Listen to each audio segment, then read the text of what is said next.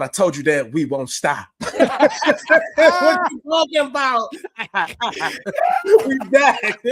Episode 2 right now. What we doing?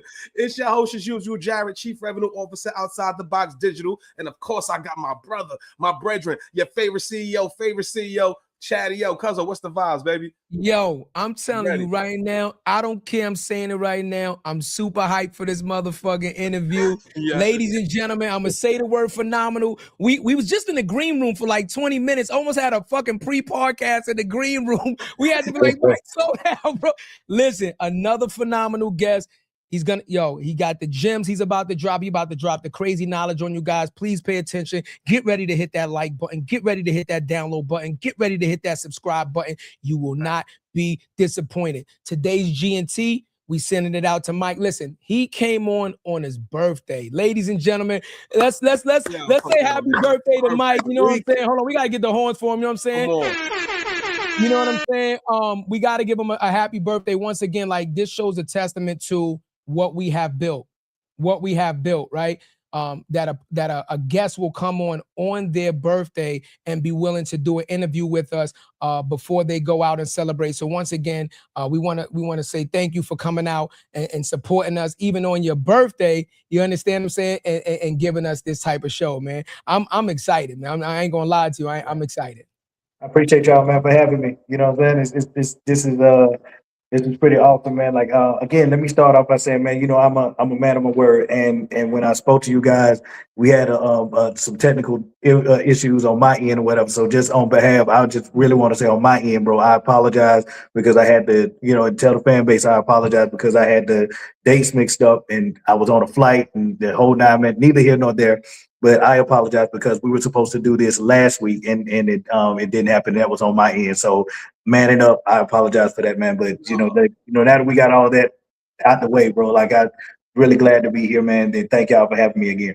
Yo, bro, it's love, bro. When you say first of all, we just happy to have somebody like you on the show, bro. So the fact that you were professional, the fact that you hit me up, bro, you was like, yo, something happened. This whatever it is, yo. You see how we communicate it. Absolutely. Yeah, we understand. Life is life, and man. So the fact that you would take time, especially on your birthday weekend, to come rock with us, man, that means a lot. It says a lot about your character, bro. So we honored. Hey, man, again, bro, I appreciate you guys, man, because just based off of the 20 minutes that you know the green room we had, bro, I know this is gonna be an awesome man show, bro. And congratulations to you guys too, man. Much love, man. Hold on, and in recognition of Mike's birthday, you know we got happy birthday, homie. For me? Yeah. Happy birthday, homeboy. For me? Yeah. Had it ready. I like it a lot, yeah. That was dope. Yeah. I like that. That fucked me up a little bit. We're not gonna play the rest because it's still a celebration. But happy birthday, man. You know what I'm saying? Yeah. So I got something that I want to do. We can do it before the intro or after the intro. Up to you. Let's do it. All right, ladies and gentlemen, because I'm telling y'all right now, I don't care. I'm getting excited. 112 is one of my absolute favorite groups. I don't care. I got all the fucking albums. I be in here blasting and shit on the radio and all that. I don't care. So in honor of my man Mike and 112 and all the albums I bought and to celebrate one of my favorite songs, you see it right there. I said I was going to do it. I'm doing it. Nasty work. I'm doing it. That's nasty work. I don't like it. You know what that is? Peaches and cream. Yeah. Yo, that's nasty work. No. I said I was trying to go viral. I don't like it. No, Mike, I got peaches and cream with Mike on 112. That's crazy work, bro. That's disgusting work. It's diabolical. I don't care. I love it. I don't care. Peaches and cream, baby. One of my favorite songs. I got peaches and cream on the podcast. Bro, let me tell you a funny story with that though, bro. So the crazy shit is on the third album, right? Yeah. Peaches and Cream was the last song that we recorded. What? Because we had written all of this shit about love, being in love, being out of love, being in the club, being out the club. So we were songed out. Like we didn't like we felt like, you know, we had It's Over Now, we had Dance With Me, you know, we felt like we were gonna go with a ballad or something. Like we had in our minds, we felt like we had what we needed in order to make the album successful, right? But you know, Puff was like, yo, it's this one song. Big shout out to Mario Winans too, because he's the one that produced the track, right? So Mario was like, yo, bro, y'all got to write something to this shit. So it was us, Pooh Bear, Jason Ward, and Al Jamal, that one our choreographer with us. So we all in the room and shit, right? So we trying to come up with this shit. Nah, that ain't gonna need. Nah, that's not it. Nah, that's not it. So one of us was ordering food at I don't know if you remember it's on 40 it's Virgil's wings, the smoke wings and shit in Manhattan. I don't remember Virgil's. I don't remember. It's on 42nd and something like that. But right. So but Virgil wings. So we were ordering food, and then my man said, "Oh yeah, and let me get the peach cobbler." So we was like, "Peach, we from Georgia peach." Yeah, see? Bop, bop, beep, bop, bop. Bada bing, bada boom. Peaches and cream came from that shit. And on that, because we the quickest guns in the West. No, he is not doing the beaters now. Mike, I'm about to get him off the screen. Yeah. Oh my God. On this show, baby. That's crazy work. That's how that shit. I said all that to say you never know how inspiration comes or whatever. Like, you know what I mean? Like, you never know. Like, in a million years, you wouldn't have told me that because somebody was ordering food that's where peaches and cream came from. But that's exactly how that shit came about, bro. We're gonna give you the intro and talk about it, but I just want to let you know, when I heard the album, right? And we heard all the other singles, and then Peaches and Cream came out. I look like, who the fuck okayed this motherfucker? I'm not gonna lie. Exactly. Yo, Mike, I was like, what A&R did, like, because you guys always push the boundaries, right? But then when the video came out, I said, oh, these motherfuckers is trying to have babies. I'm gonna tell you something crazy about both of those scenarios. So at first, we wasn't getting the support initially. They were like, yo, peaches and cream, are we sure right now? Yeah, like, that's raunchy, baby. So because it's mild in comparison now. You know what I mean? If you think about what's going on in today's world and shit, like that shit's mild in comparison. But if you think about 2000, 99, 2000. 2000. Us talking about going down on a girl, bro, and then making it, that shit was, so this is how we had to do it, right? Right before and bro, I know you're a producer, so you know I don't know how you guys' methodology was, but for us, we would listen to other people's music to try to get some kind of inspiration prior to us getting into the lab, right? Yeah. So for that day, it was D'Angelo. Big shout out to him, man. You know, R.I.P. Right? Mm-hmm. So remember the song Brown Sugar? Yes, you know that? Like a lot of people don't realize Brown Sugar is subliminal. This nigga was talking about smoking weed. He wasn't talking about no woman. Oh, I didn't know that. See, go back. Go back and listen to that shit. Knowing what you know now, go back and listen to that shit again. This nigga talking, is skin caramel with the cocoa eyes, even name of chocolate time, my nigga, back in the day. Shit, yeah. Brown sugar, baby. I get high off your love, don't know how to behave. You're absolutely right. I thought Brown Sugar was the sugar googer. Hey, we could all be so lucky, you know what I mean? But that really also he was subliminal with his shit, which made it even dope, because it's like, bro, this man found a way to talk about some shit that we're not supposed to be talking about in a sexy way that, you know what I'm saying? So it was like a double entendre almost, like you were talking about a woman, but you also were talking about, so we were like, we gotta figure out a way to talk about going down on a woman without that shit saying I'm going down on a woman. You feel what I'm saying? So that's where the whole peaches and cream and the ice cream and the da-da-da-da. So that's where all of that came from, man. But it was inspired by D'Angelo giving us that inspiration that, like, bro, we got to do this shit subliminally, because we can't say I want to eat some pussy. You know what I mean? You can't say that shit. You know what I mean? So we were like, bro, you got to figure out a way to do it, and that's where the subliminal shit came into play. You made a lot of women happy. I ain't gonna lie, because I'm gonna keep it all the way 100. Because we're transparent on this show. I didn't start that type of shit till late high school, out of high school. Like I used to have a saying like, if you can't cook it, fricassee it, da, da, da, I'm not eating. I was on that type of time to like, damn near, I was an adult, man. I'm not gonna lie, Mike. Now, of course, I want you to, you know what I mean? Give me the BJ all day, but I wasn't going down on nobody, right? But songs like that, I was like, shit, I need to perfect my game, goddamn it. So you changed a lot of motherfuckers' lives with that song. Yeah, man. All I'm saying is, bro, like, Mike, I'm not saying. Give him the intro. Wait, Mike. We got to give you the intro. I know we get into Cuzzo. Give him his intro first. We're gonna make it short and sweet, man. So y'all already know, man. If you first of all, first time here, welcome to More Than Entitled. This is the show that goes beyond the labels, the accolades, the surface level bullshit. We talk about the real stories and celebrate our own who have the mindset to complete this journey and be successful. This brother right here created the soundtrack to an era, founding member of the legendary R&B group 112, part of a movement that shaped culture, defined moments, and left a lasting mark on music, bro. But this ain't about the plaques, it's about who he is as a person. So you've seen him on all the awards. You've seen him on BET. You've seen him on MTV. You've seen him on the biggest stages in the fucking world. You see him in the A right now, and now he's on your favorite podcast for the very first time. Let's introduce our brother Michael Keith, y'all. Let's get him. I'm telling you right now, man, this is crazy. This is crazy. We gotta give you your flowers, bro. We got excited, but we gotta give you your flowers before we start, man.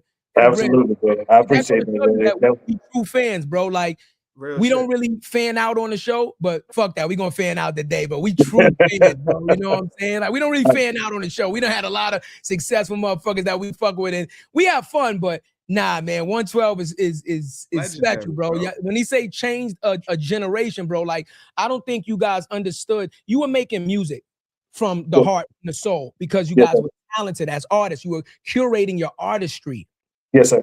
But when you do that, you don't even understand the impact that your music will have on somebody's life.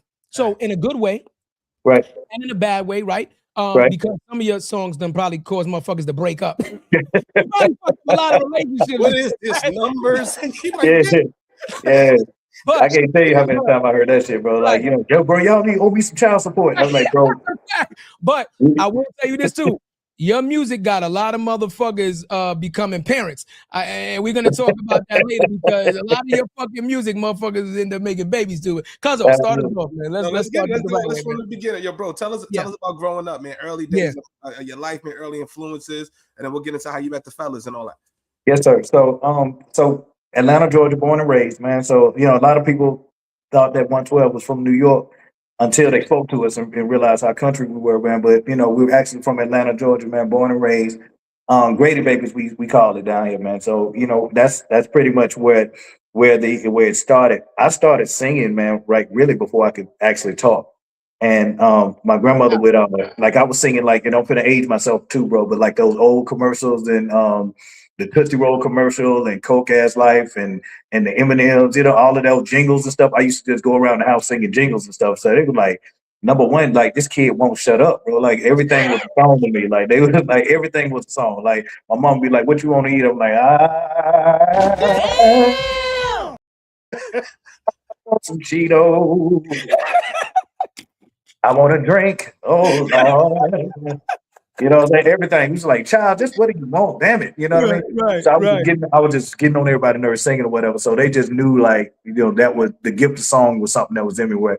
But I didn't take that shit seriously, bro, until I got in the group, because here I am singing, because I grew up, man, I was just like any other kid, man. I was lazy. I was doing all this other stuff, whatever, you know, just playing around, not really doing my chores and things of that nature, but I could always sing, bro. So in my mind, if I could do it, anybody could do it. And it took for my mother to be like, no, you have a gift, because everybody can't do that. You know what I mean? Because I'm thinking it's so easy for me that, you know, everybody should be able to do it, because here I am lazy and all this other stuff or whatever.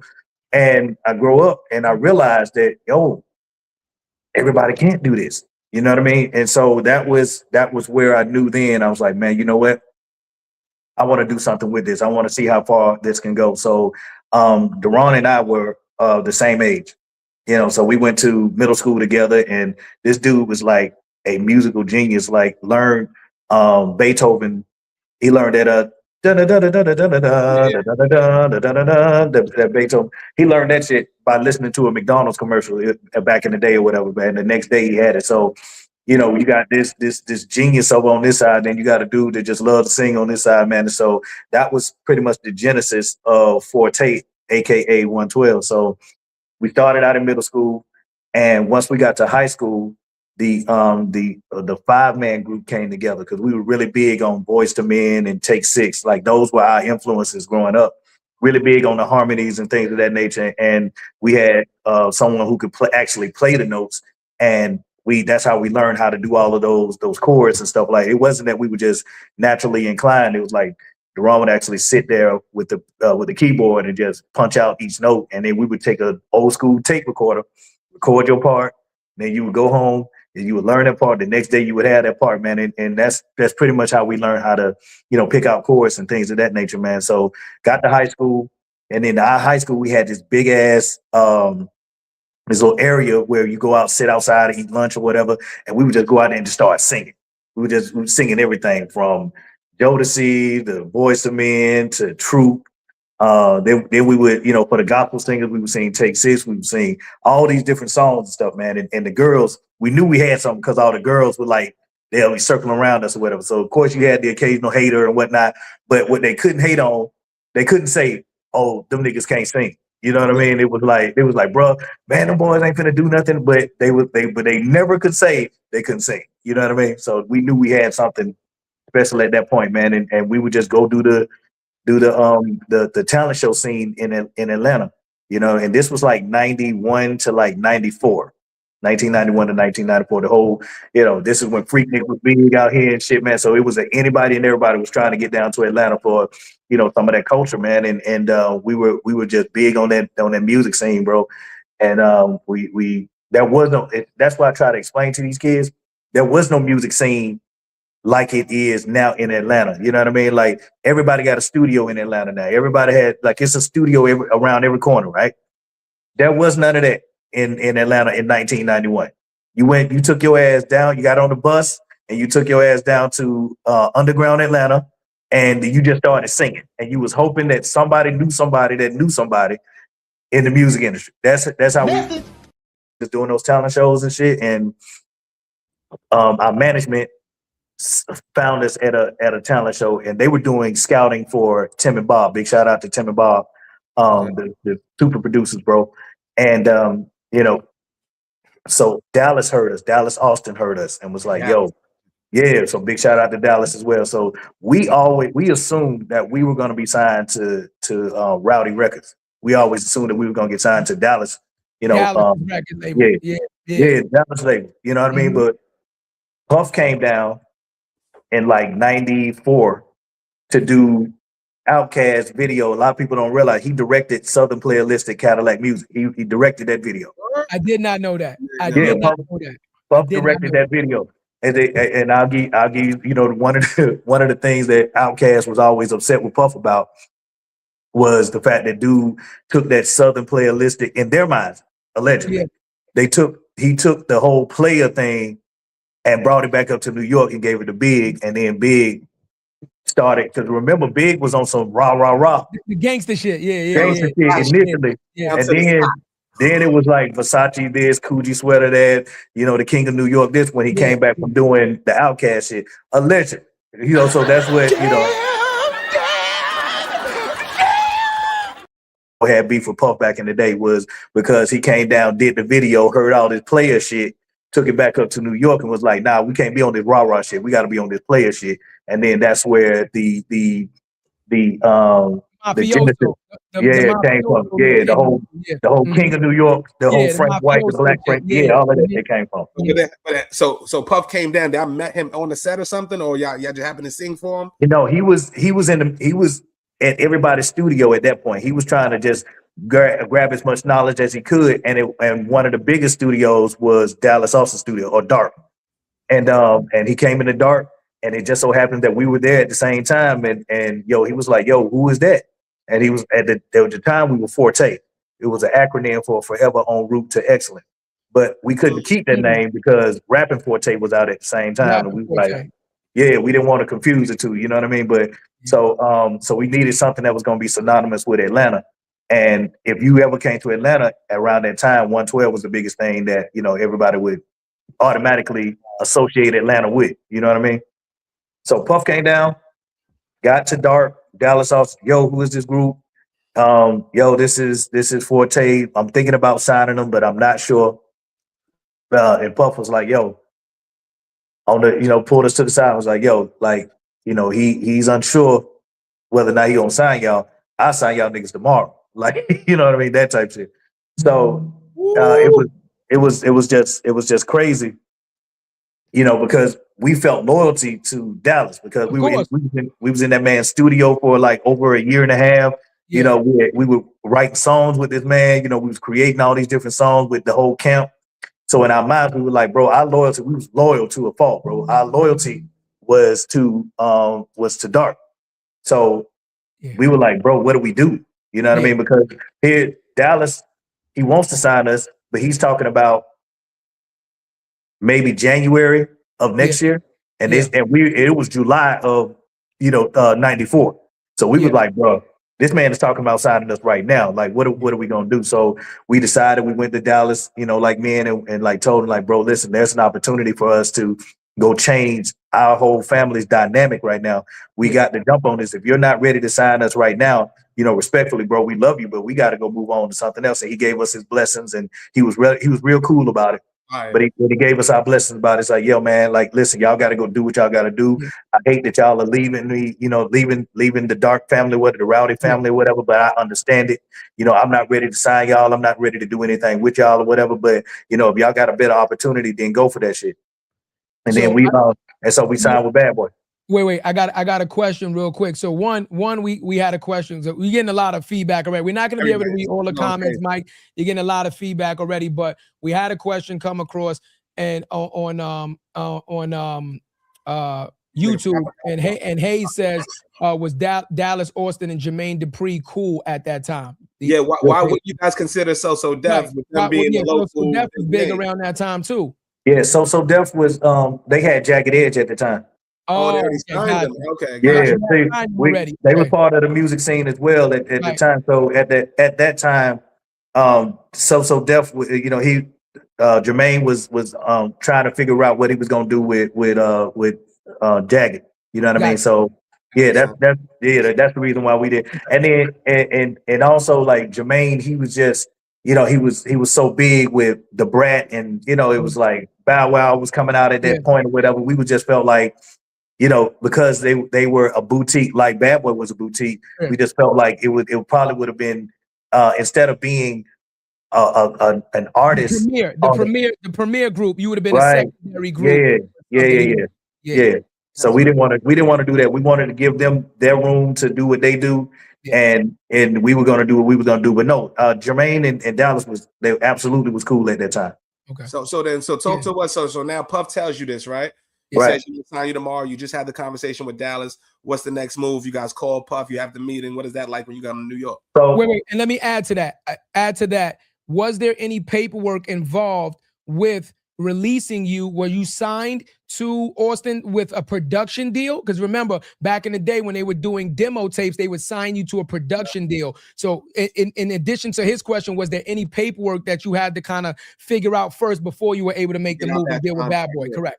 That's a great question. One of the great things that we love about Dallas, man, is like he didn't sign us to anything, bro. Like he didn't, you know, he just felt like, which is one of the main reasons why we felt the way we felt, because we felt that loyalty, and we felt, I don't want to say obligated, that's the wrong word, but we just felt this sense of obligation to at least entertain and say, hey bro, what do you want to do, man? This man wants to sign us right now. You know, if somebody else would have been like, oh, y'all want to sign us now? Give him the first chance at it, Boom. Hey, so we at least let the man know, like, bro, listen, we're gonna make a move, man. You know what I mean? We'll stay if you want us to stay. Yeah. You know what I'm saying? If you're ready to sign us and you're ready to work with us, we'll stay, because you know we had that loyalty to him or whatever. But he was like, bro, on some honest shit, I got Madonna over here. I'm working on TLC. I'm working with Boys to Men right now. I just don't have the time to do that, man. And I don't want to disrespect y'all boys, because I know how talented y'all are. So I want y'all to go ahead, and this is the move for y'all, man. Like y'all have my blessing. So that's what one of the things I love about Dallas Austin. I'll forever be grateful, man, because dude he didn't sign us to anything, no production deal, things of that nature, man. So it was a really smooth transition. It was just us going like, hey, now we signed the Bad Boy. Now the thing that happened to answer your question there, with Puff, we had to convince my boy at first, even though he wanted to sign. See, he was more about, let me get as much talent as I can, you know what I mean? And not really knowing, what to do with him at first, because at the time, dude really didn't know what to do with us. You know what I mean? Because he had Jodeci, but Jodeci isn't 112. You know what I mean? Like we were more harmony driven. We had we weren't, our persona wasn't, gangster R&B. Right. You know what I mean? We were just some church boys from Atlanta. You know what I mean? So it just didn't come across like that. You know what I mean? So he spoke to a lot of people at Bad Boy and was like, bro, I'm just trying to figure out, how I'm going to market these dudes, because honestly, like I don't know nothing about this world right now. You know what I'm saying? Respectful. So it took for. But he had Mary at the time too, right? Didn't he have Mary already? Mary was at Uptown as well. So he was still working with Mary. So I'm saying he understood the R&B circuit. That's what I'm saying. He understood the sound because he was already working with her. See, the beauty of R&B, bro, is like there's so many variations of R&B. Yeah, you know what I'm saying? Like you got Mary, who's a solo artist, and then you got this group who got all these different voices. And keep in mind, this was a group of 4 lead singers. Like nobody had never heard of that before. You know what I mean? You always had one dude, who was above, who was just doper than everybody else. And then you had the other guy, one dude was the sex symbol, one dude was the rock star, and the other dude was like the quiet, genius or whatever. You never had a group with 4 lead singers. Right. So he was trying to figure all that out. Still on the fence, like, yo, I want to, I'm signing them, but I just don't know what to do.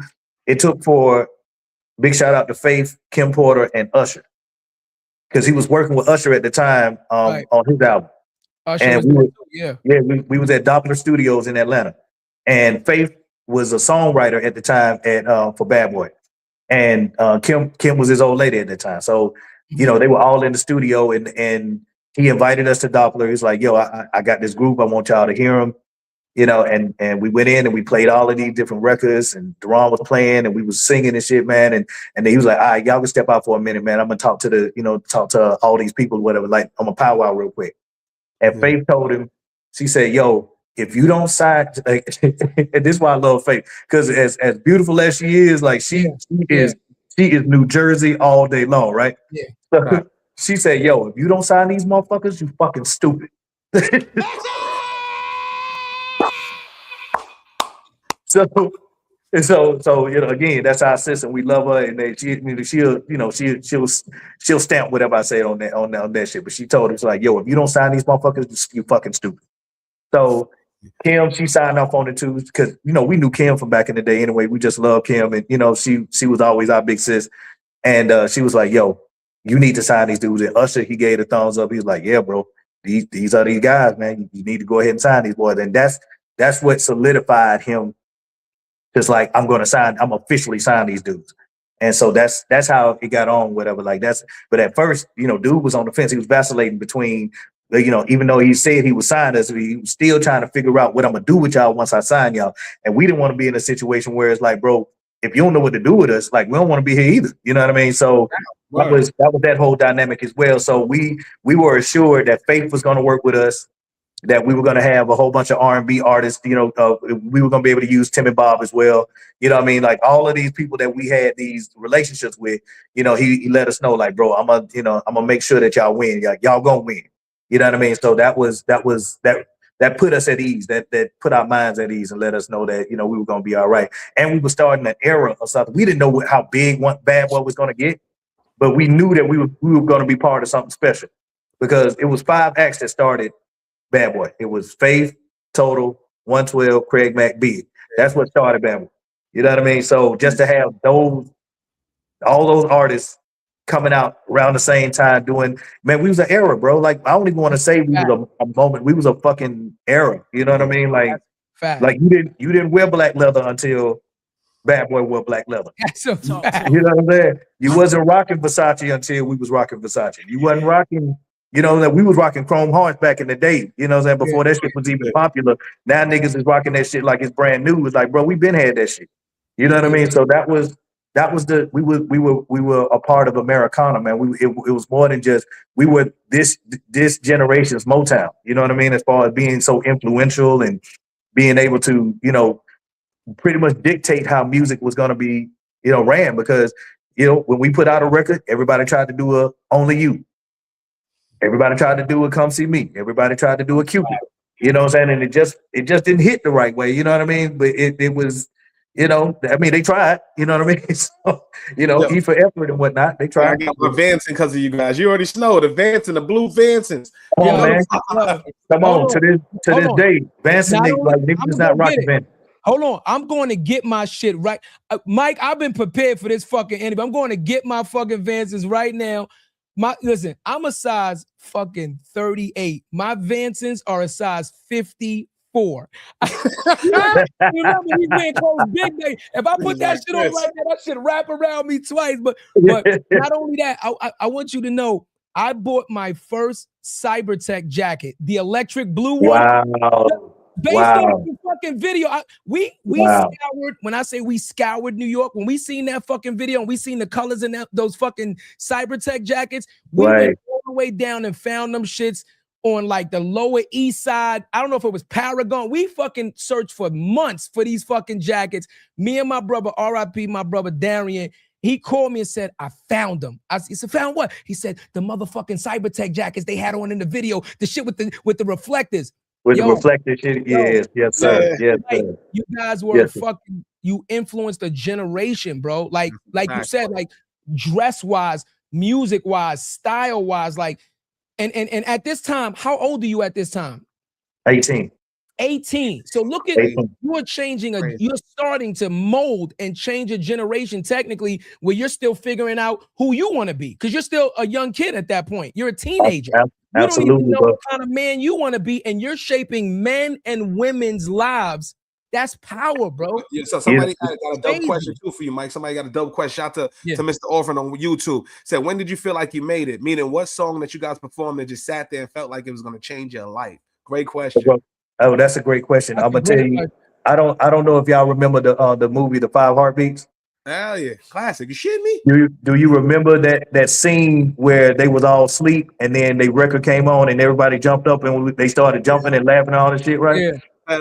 It was a similar shit that happened to us. So to answer your question directly, we knew we had made it when Only You dropped. The remix had dropped on Hot 97 and Flex kept dropping bombs on that shit and bringing it back. So we was in Daddy's house, right? And we had an admin in the front. And like, she's so New York, it was ridiculous. She came in, she was like, yo, my nigga, they playing y'all records on the radio right now.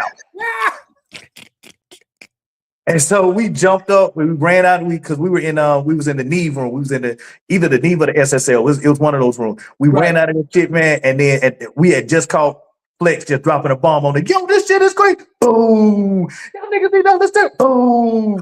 Whatsoever. Boom. Bad boy, baby. Boom. And we were just in there more like, bro, let me go find my car now, bro. Let me go get this Rolls Royce now. Let me get there. Savage! I'm a savage! Oh!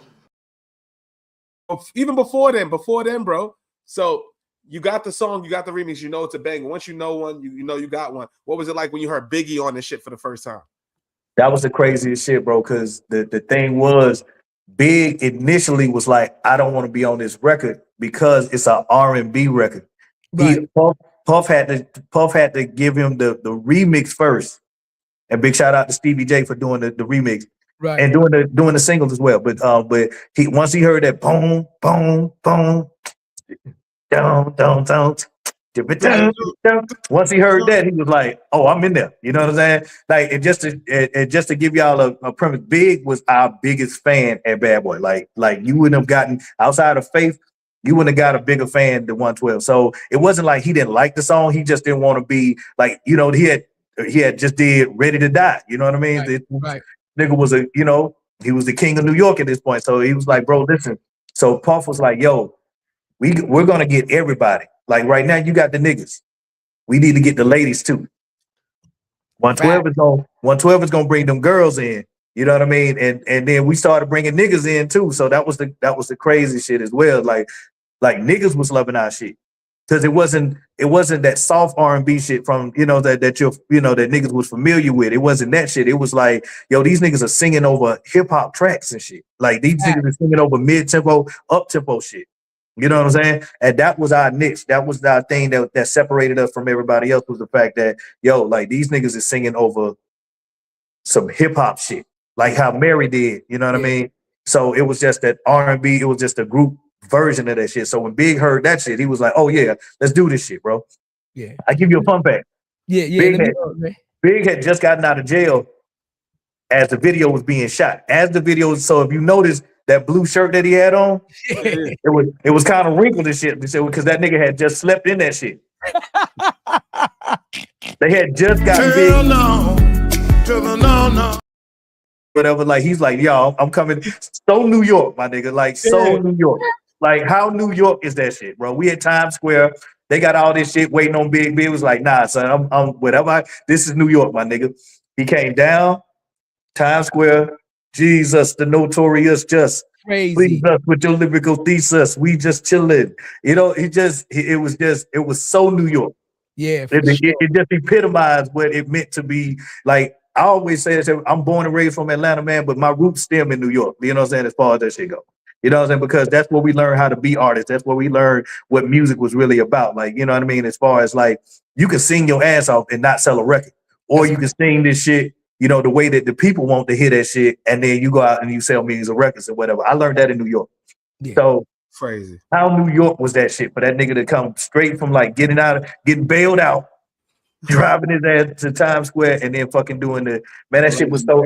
I was like, bro, listen, I love that nigga right now, bro. Nigga, Lord forbid, bro. Like, let me fuck around. Lord forbid to be locked up, whatever. Nigga, I need a minute, bro. Like, I don't want to talk to you niggas. I don't want to do none of that. I want to tell the fans this, for anybody that don't know, because we speak about a lot of things, because obviously me and Cuzzo's been in the music industry, and sometimes we talk to people and forget that a lot of people don't understand dynamics. Let me just explain this to you. The video was shot in Times Square, but that's on 42nd Street. Daddy's house was on like 46th Street. It was right down the fucking block. It wasn't too far. This Daddy's house was like 4 blocks away on like between 8th and 9th or some shit. And fucking Bad Boy Records shit was down the block too, like 2 blocks away from Daddy's house. So technically they could have recorded the fucking song, walked out and did the video like 3 blocks down. That's how convenient this shit worked out for them. But I want to say this. It wasn't only with you guys. It wasn't only the music. It was everything, bro. You had the perfect like visuals. Like you said, everything was curated perfectly. You didn't try to emulate anybody else. And that, I think, was the key to you guys' success, that you came out, you were original.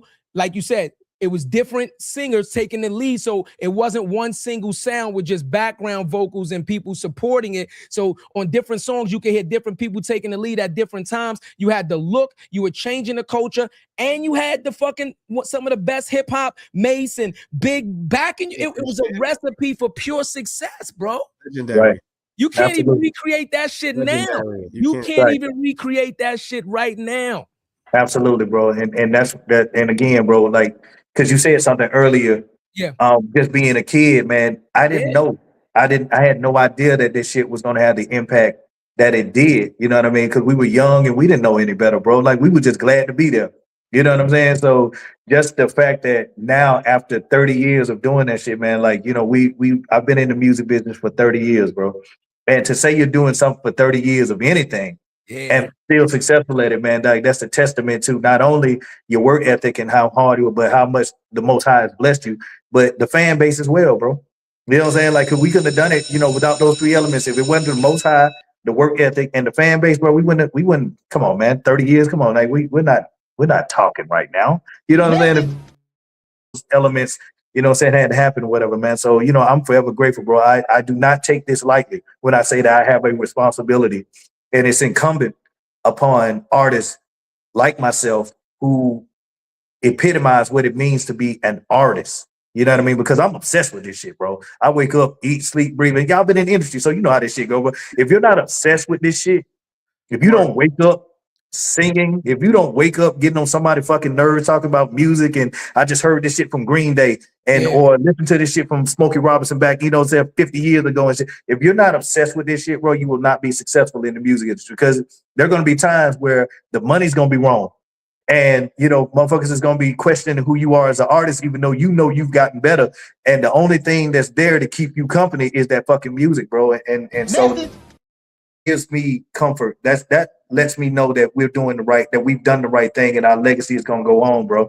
Not just the monetarily, but the fact that people can sit here and talk about where they were when only you dropped for the first time. That's when we shut down Times Square, we had the big 18-wheeler, niggas is on top with the bad boy flag, like driving, like pissing on white people completely off, bro. Like, but we didn't care, bro, because we were bad boys. So it was like, it was incumbent upon us to be, some bad motherfuckers out there. You know what I mean? Like, we had to go out and show niggas like, bro, listen, this is who we are. We're putting our stamp down on this shit right now. It ain't no other label right now. It's Bad Boy, baby. And then that was the mindset that we had, they're going in or whatever. So, just the fact that we had Big, we had Mace, it was everybody, Faith, being that mama bear, and just, no, y'all are not going to take advantage of my niggas, and, this, that, and the third, and all this other shit, whatever. So, it was just that type of energy, bro. And again, I am forever grateful for all of the experiences that, that I have. And, it only made me a better artist, bro. I want to ask you something, Big Mike. I want to ask you a question, bro. So, like, I got to, as artists, I want to know, what's your favorite session of all time? What's one session that you actually sat there and was like, holy shit, this is magic? What was that one thing for you? Cupid. And I'm going to tell you why. Because at that time, if you remember, Waiting to Exhale was the biggest soundtrack in the universe at this point, right? Right. So Babyface couldn't do no wrong. He was doing I'll Make Love to You, Boys to Men, and he had just done End of the Road. You know what I mean? He had just done all of these records and just did just unleashed this fucking incredible soundtrack. You know what I mean? This Waiting to Exhale soundtrack or whatever. So he was the top of the top. So everybody wanted a record from Babyface at this point, right? So 112 was no different.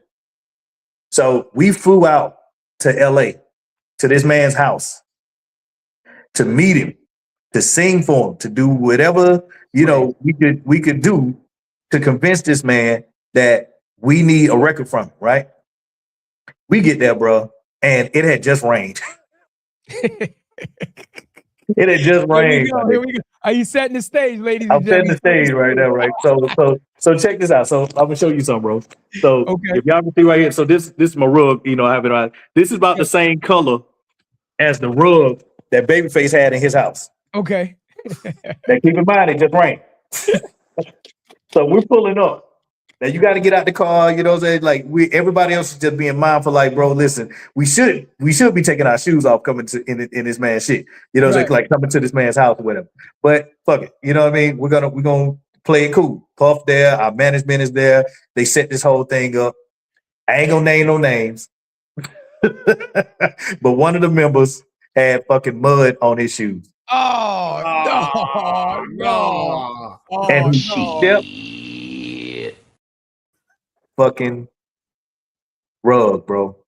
He stepped on the rug with the mud on his shoes? Hey, man, fuck your couch, nigga. Fuck your couch. That type shit.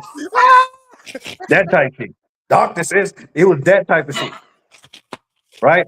So I'm here, I'm looking at the shit, watching now for reference. It wasn't me. Okay, so I had enough fucking wherewithal not to do this shit, but one of the members came in and they had mud on their shoes and stepped on that man's white couch. Everybody else did what they could to like avoid this man's shit, but no, this dude. I'm not saying that was the reason why, but it damn sure didn't help. So we get back to New York after we sung to him, and he loved the sound, the whole 9, this, that, and the third. And he told us, how much the shit was gonna cost. I don't even want to throw the number at you, man, but it was astronomical. And I really feel like he was putting on that cleaning. On top of, either that or we was buying this man a new rug or some shit like that, man. But we couldn't, at this point our budget was up because once again it was one of those records where the song that the budget is almost done at this point. Yeah. And we didn't understand what it meant to have a pipeline at that point too. So that's another thing that so we didn't understand that either. But at the time they were like, yo, y'all budget dead, bro. So we can't afford to get at least we can't get one record from this man right now, let alone two, which was the standard at that point, right? So we were like, well, fuck it, we'll do it ourselves. So we went in, got into the studio, and we just started listening to a bunch of Babyface.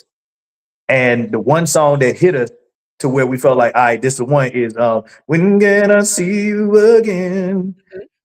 If you think about it and you listen to it, it kind of reminds you like we could put Cupid right in those same chord progression.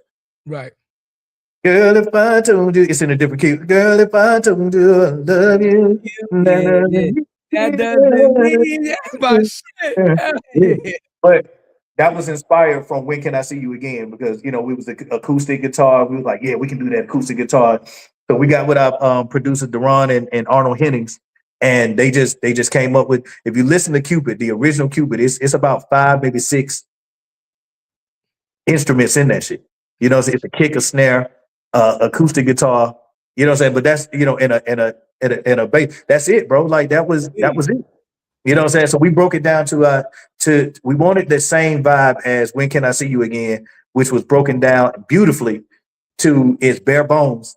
And all you heard was just Babyface singing. And we wanted to have that same effect, but we wanted to, give it that bad boy feel too. But at the same time, we just left that shit bare bones, bro. And but yeah. You love on that? Yeah, but saw him. He was like, "Yo, I saw what you did, nigga." Yeah. Listen, he know when we saw him again, he was like, "By the way, I love that record." There you go. Yeah. So he was like, "Oh, this nigga still remember that shit."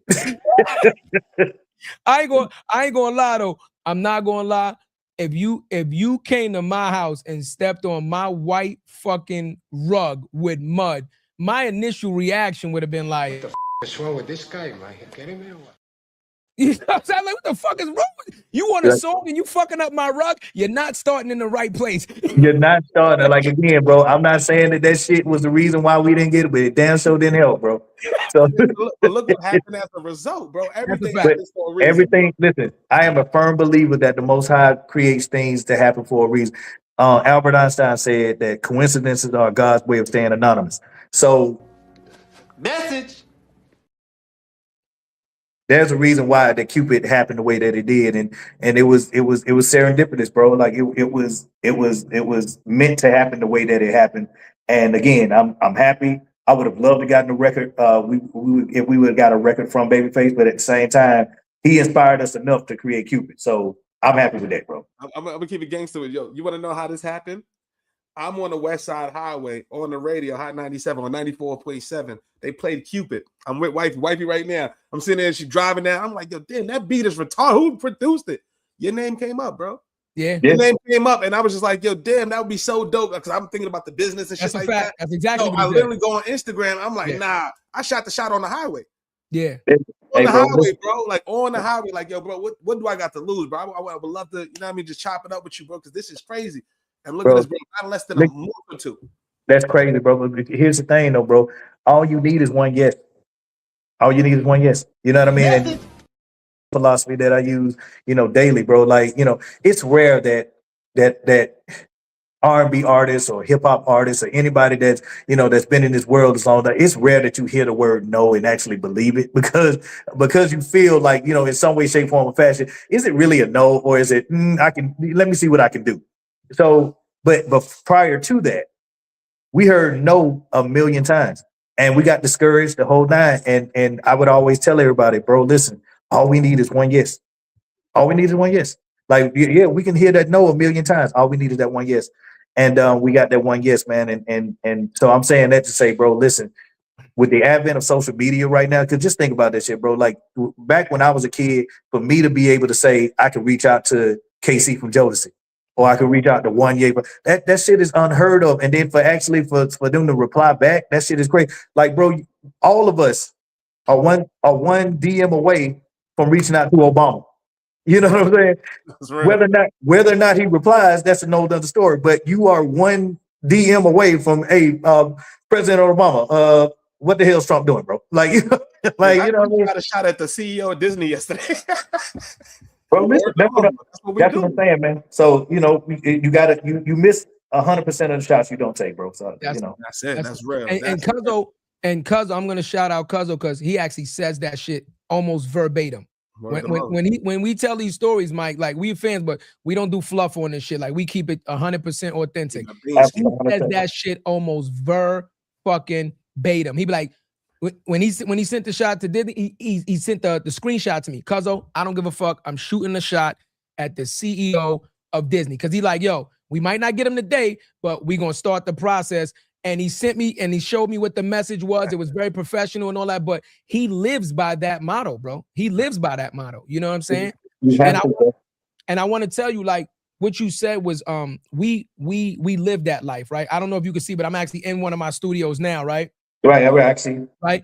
So when we got into music when we started to learn music, right?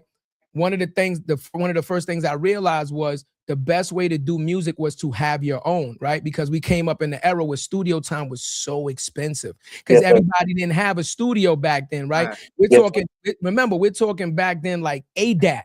You know what I'm talking about? Right. DAT machines and ADAT machines and shit. Like we talking, this is right after the reel to reel. Like this shit was expensive. We were real. We started out real to real. Real to real. See, that's what I said. Real to real, right? So that's what I'm saying. Like, so when we got into it, we like, yo, this shit is costly, right? So as we started to learn, the first thing we did was invest in ourselves and start building our own studios and things of that nature because we felt like the inspiration came at just awkward times, 2 a.m, 3 a.m, right? You wake up and you want to get that fucking idea. You might forget this shit later, right? And if I got to book a studio it might not work. But if I could wake up, I could turn around right now. The monitors are right to turn this shit on. The track board is right here and go. Then the creativity never stops. You know what I mean? So when 100%. You said live, eat, breathe shit music, that shit resonates with us 100%. Because we lived by that. You understand what I'm saying? But I do got a question for you. Here we go. You're becoming successful in music. Yes. The money's coming in now, right? Yes. Again, transparency. One of me and Cuzzo's biggest arguments when we were doing music was the difference between the artistry of creating the music and the business side of music, right?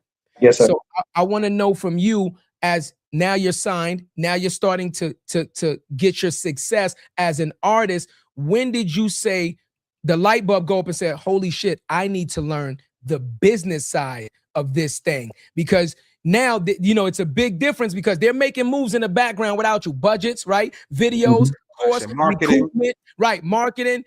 This is all you signed, but this is all stuff that you're not paying attention to in the moment. When did that light bulb go off and say, yo, we need to pay attention to the business side of this fucking thing also? For me, it was day one. Oh, okay. Because, for me, it was day one because and one of the things that Puff used to instill in us was that, bro, you are in the music business. Yeah, you know what I mean? Like 90% of this shit is it ain't got nothing to do with music. You know what I mean? So that was the mind frame that we had. One thing that I will say at Bad Boy that they did do is they provided us with the necessary tools to be successful. So how successful you were was dependent on the label, but it was also dependent on you and how successful you are as a business person. Now, again, like you said, there is a difference between being an artist and being a music business artist. You know what I mean? Correct. Because they would give us the schedule. Hey, we're having this marketing meeting at 9 a.m. Hey, we're having this budget meeting at such and such time. And we took advantage of that. We took advantage of that from day one, man. So it was us going in, and bro, we might have just come from the studio and shit too. We was like, no, bro, hey, it's this 9 o'clock meeting. At first, we felt like it was mandatory. Right. You know what I mean? Until it became mandatory. You feel what I'm saying? So, at first we were like, damn, bro, we got to do this shit in addition. Realized that we didn't have to, but we did. You know what I mean? So You can't complain when they hit you with this marketing budget and you wasn't there to refute. Nah, bro, we don't need to spend that money here, bro. We just came from the Midwest, and we're telling you that that's where we popping it, bro. That's where they love us. It's not it's not in Utah. It's fucking it's in Chicago right now. That's what we need to do. But you can't argue that if you're not there. So they're gonna do based off of analysis, all this other shit. Where we're boots on the ground. Yeah. We're singing to these people. So we're telling you, like, bro, this is where 112 is biggest, right? New York, the DMV, Midwest, West Coast. That's where 112 is biggest. So anything other than that, man, like that's been historically, that's been proven from ticket sales to record sales to whole nine. It's on the West Coast, the LA and the Bay Area. Right. It's the Midwest, Chicago, Detroit, that whole area. Yeah. The DMV and New York. That's where 112 thrives. Like we sell records everywhere, but those are the places where we thrive. So that whole tri-state area, the Jersey, the Connecticut, Rhode Island, Philly, that's where 112, thrives or whatever. You know what I mean? So we wouldn't have known that had we not been boots on the ground or whatever. So when we did our analysis and we broke down everything and a lot of things that we didn't agree with the record label, but you have to be present and at least be there in order to refute a lot of the things that they're talking about, because they're going off of analytics. We're going off of what we see and what we freaking, because at the time back then we were still doing mom and pop stores and we were still signing autographs at mom and pop stores and shit. Right? You know what I mean? They wasn't counting for that. They wasn't counting for that shit. But we're telling them, like, bro, just our personality. Like, why y'all got this flux over here in DC with a motherfucker? We just came from Howard. Yeah. and we just came from Howard and just signed 1 million freaking CDs and took 1 million pictures and all this. That's why you see that flux in that shit. So I'm saying all that to say, and I will say to the youth and to whomever is aspiring to be in the music industry, it would be in your best interest to be in those meetings. Even if you don't understand, just so you can familiarize yourself with how things work, and then go back, record that shit, go back and then, find another source and compile those sources and just ask questions, my nigga. Like, this is your life, but we get so caught up in, they've given us a freaking $1 million, not knowing that you got to pay that shit back on top of everything else that they added on to that budget of yours. So $1 million turns into $3 million. So and you're wondering why you haven't recouped. You know what I mean? It's like that's the type of shit that So from day one, bro, I was very, I was hell bent. Now, did I do every meeting? No, I'd be lying if I said I did every meeting. But I was of the mind frame that we need to be in as many meetings as we possibly can, even if we don't understand the nuance. We need to understand what it means in order for us to sell a product, bro. It's because that's basically what 112 was. We were a product, and there was no shame in that. And you got to go out there and you got to sell the product, man. So to answer your question directly, bro, like we were involved in as many meetings as we possibly could have been, and I just wish we would have been in more. That's real, yo. I listen to him. You learn something. We talk to a lot of artists and musicians, bro. I've never heard nobody say they sitting in the marketing meetings at 9 o'clock in the morning. But that's where you build the relationship. Exactly. It's marketing. Just think about it. Just think about it, bro. It's like here they are trying to sell your shit to somebody else, and then here you are, you like, hey, so what are we doing?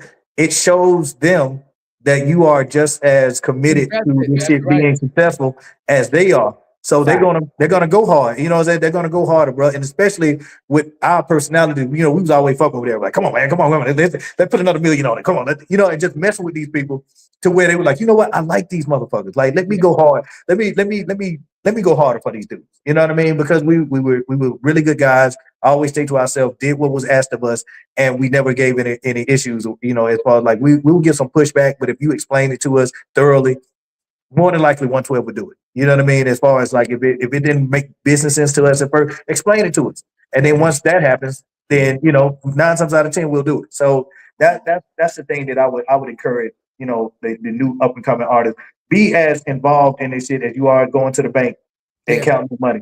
Be as involved. Man, let somebody else do that shit on your behalf. Boy, that's a lot of trust. Yeah. Too much damn trust. But Yeah. so about trust, your how did life change when you got successful? How did family and everybody change? What was that like? How did you handle that, bro? Because we when you in the journey, we was talking about it off camera. When you're in the journey, it's hard. You're going, you're doing it for the family. But motherfucker, I'm not even rich. I had a motherfucker like my third, fourth cousin asked me for $50. I don't know. What's going? I'm not even late. You ain't sharing Yeah. posts. Yeah, we had a lot of that as well, bro. And how'd you deal with that, bro? Some real.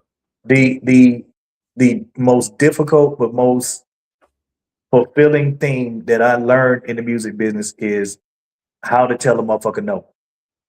Okay. That was like the illest shit that I could have learned, and you know, and it wasn't easy, you know, because they'll accept the yes all day long. Like I don't have to explain yes, but for some reason I found myself having to explain the no. You know what I mean? It just got to a point where I'm like, listen, I can't say, like, if we're both hanging off of a cliff, I can't save you, and I'm hanging off this motherfucker too. You know what I mean? Like I can't pull you up and I'm hanging too. So, you know, so Kobe Bryant got, you know, rest in peace, man. Like Kobe Bryant got vilified for having this stance that he was no longer helping his family. And I'm paraphrasing, so forgive me if I'm getting some of the facts wrong or whatever. But the shit that I remember reading was they felt the ways about the fact that he started cutting off, you know, the finances with some family members. I'm not sure, you know, who it was or whatever, but you know, they felt the ways about that shit. And his explanation was, if I'm doing this for you, how will you learn how to be self-sufficient? If I'm there for you at all times, if I'm here to save you in your safety net, what happens when I need a safety net?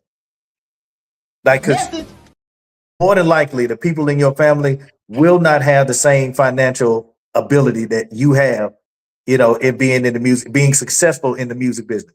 So I always had this mind frame that I'm never, if you ask me for money, I will never give you the exact amount of money that you ask for. I will give you something that I feel like I can be able to go to sleep knowing that I'll never see that again. You might not get it back. You might not get it back. Yeah. You feel what I'm saying? So if I feel good, like if you ask me for $10,000, but I gave you $1,000, I could go to sleep knowing that I'll never see that shit again and it's all right. Yeah. But we're gonna have a problem if you say you want to borrow, or you got this whole plan of how, you know, you give me this whole 50-point bulletin plan of how you're gonna, you know, pay me my money back within a 6-month period, and then 2 years go by. Yeah. And I still ain't got my money, bro. We're gonna have what they call in the hood a motherfucking problem. You know what I'm saying? A slideshow for repayment is nuts. Yeah, man. And then we ain't even talking about the interest that's on top of that. You know what I mean? So it's that type of shit. So if I never, you know, I'm not gonna say I didn't lend people money and whatnot with the mind frame that I was never gonna see this shit again, because I did do that, but that was initial. Once I realized that shit was that shit was fucking with me, and to the point where I was ready to cut family members off, people that I love cut off. I was like, you know what? I can't do this no more. So I had to start telling people no. Or if I did give it to them, it would be a number that I knew I could live with, knowing that I'll never see it again, versus the number that you want me to give. Because they come out of woodwork with these astronomical numbers and shit. I'm like, bro, like your house is in foreclosure. It takes 6 months to foreclose the house. Why all of a sudden are you asking me for this shit? You know, or they gonna kick you out of the house tomorrow? That ain't on me, pimp. You know what I'm saying? Like that ain't on me. And shame on you. You know what I'm saying? So that's so it was very difficult, bro, initially. But once I got older and wiser and realized that, hey, now I have kids and I have responsibilities, and I can't take away from them to make sure that you straight. You know what I mean? So that's when it became easier for me to say no. Yeah, I just want to add to that, because we talk about that all the time on the show, right? Cuzzo has a saying that if you teach a person to fish, they'll learn you self. Bro, I can't hear you. You can't. Okay, there we go. We good. Okay. I was saying, Cuzzo has a saying, like, if you teach a person to fish, they'll learn you sell fishing poles. We go through that now, right? No, like I still can't hear Cuzzo. You can't hear me? Hear you. I can't hear Cuzzo. Damn. He can't hear me? Yeah, can't hear you. Hold on. Can't hear you. But what he was saying, can you hear me now? Can you hear me now? Nah. Hold on, let me go out and come. Say something now. Yeah, I don't know. Can you hear me now? Still no. No, I still can't hear. Let me leave the studio and come right back. I'll be right back. All right. Yeah, I was gonna say, damn, this shit legendary. This shit legendary, right? Everybody. He said, you know, so they saying they hear all of it. But what he was saying, though, we talk about that all the time, bro. Like, because we hustle and grind for the same thing, man, for the same purpose, get our family out, man. Just generational wealth, creating something. That's why we own our own IP. That's why we're not, you know, selling our IP. We're not doing anything like that. So for you to handle the way you handle that, bro, that's my biggest problem. I know that's gonna be one of my problems. Is saying no. Check. So many successful people. Wait, you back? Yeah, I know. Can you hear me now, Mike? No, still can't hear. God. Yeah, Really? no, that's crazy. But no, bro, we can still keep it going. But yeah, and trust me, bro, like it's not you saying no one time and then everybody gets the memo. Like I consistently had to say no. I consistently had to say no until they realize that like he has to maintain his lifestyle the way that he does it, and he can't do that when I'm a bill. You know what I'm saying? So thank God, my family being as understanding because they took advantage just like anybody else would. I mean, like this is a brand new situation. You know, it's a brand new scenario. You know what I mean? So everybody is trying to figure this thing out. But once I set the parameters, hey, listen, I can give a little bit more than what the normal person does, but at the same time, if I consistently do that and try to maintain my own shit at the same time, it's not going to it's not going to be self-sustaining. Like it's not going to be able to sustain itself. If I'm taking care of 3 and 4 households, you know what I mean? Like that's going to be problematic in the long run when I don't have a record out, when we don't have shows, and I'm basically using the money that I've accumulated over the years. Eventually, that's going to dry out, bro. So that was something that was really gangster, man. Like that. No, they don't understand. No, that you might well been speaking Swahili, shit like that, bro. Like they don't understand that shit. So you have to consistently, and it don't have to be an ugly no. But it has to be a convincing no. It has to, you have to. They have to understand. It's ugly when they want something. Can you can say it the nicest motherfucking way. Yeah. Now, and sometimes it takes for you to be a little nasty, so they get the memo. But over time, bro, like it'll become easier and easier for you to, to let them know, like, hey, listen, I can't do that right now.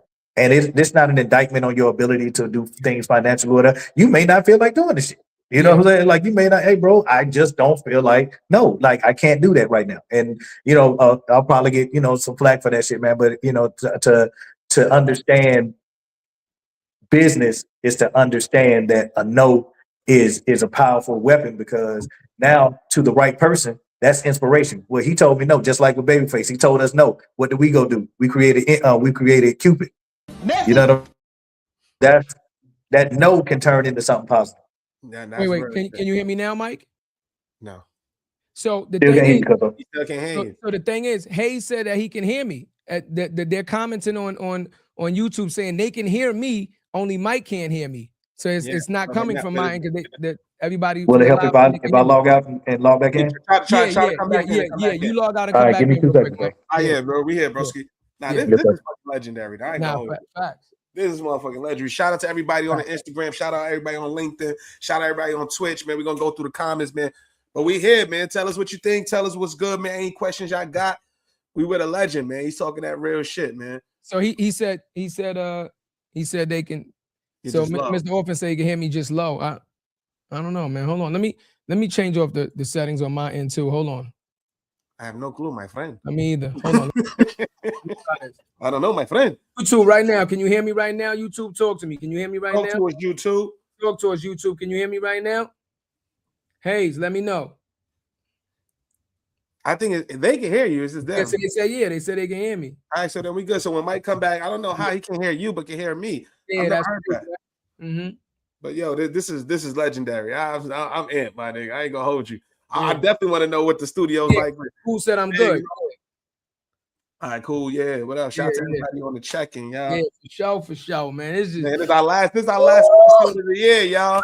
This is our last episode of the year, y'all. And we got, come on. Thank you. Listen, everybody commenting. See, that's what we're talking about. We appreciate the feedback from you guys, letting us know that you can hear us. Again, the show does not operate in the capacity that it needs to operate in without the support of you guys. You understand what I'm saying? So, we appreciate that. Okay, Mike, you back? Can you hear me now? Yes, sir. I can hear you. All right, there we go. We got motion. What I was going to say to you was, and we talk about this all the time, right? Because, and I'm going to speak for myself, right? Like I've been I've been the pillar financially for Yes, not sir. my family, but a lot of families for a very long time, right? Yes, sir. Yes, sir. And me and Cuzzo talking about financial responsibilities.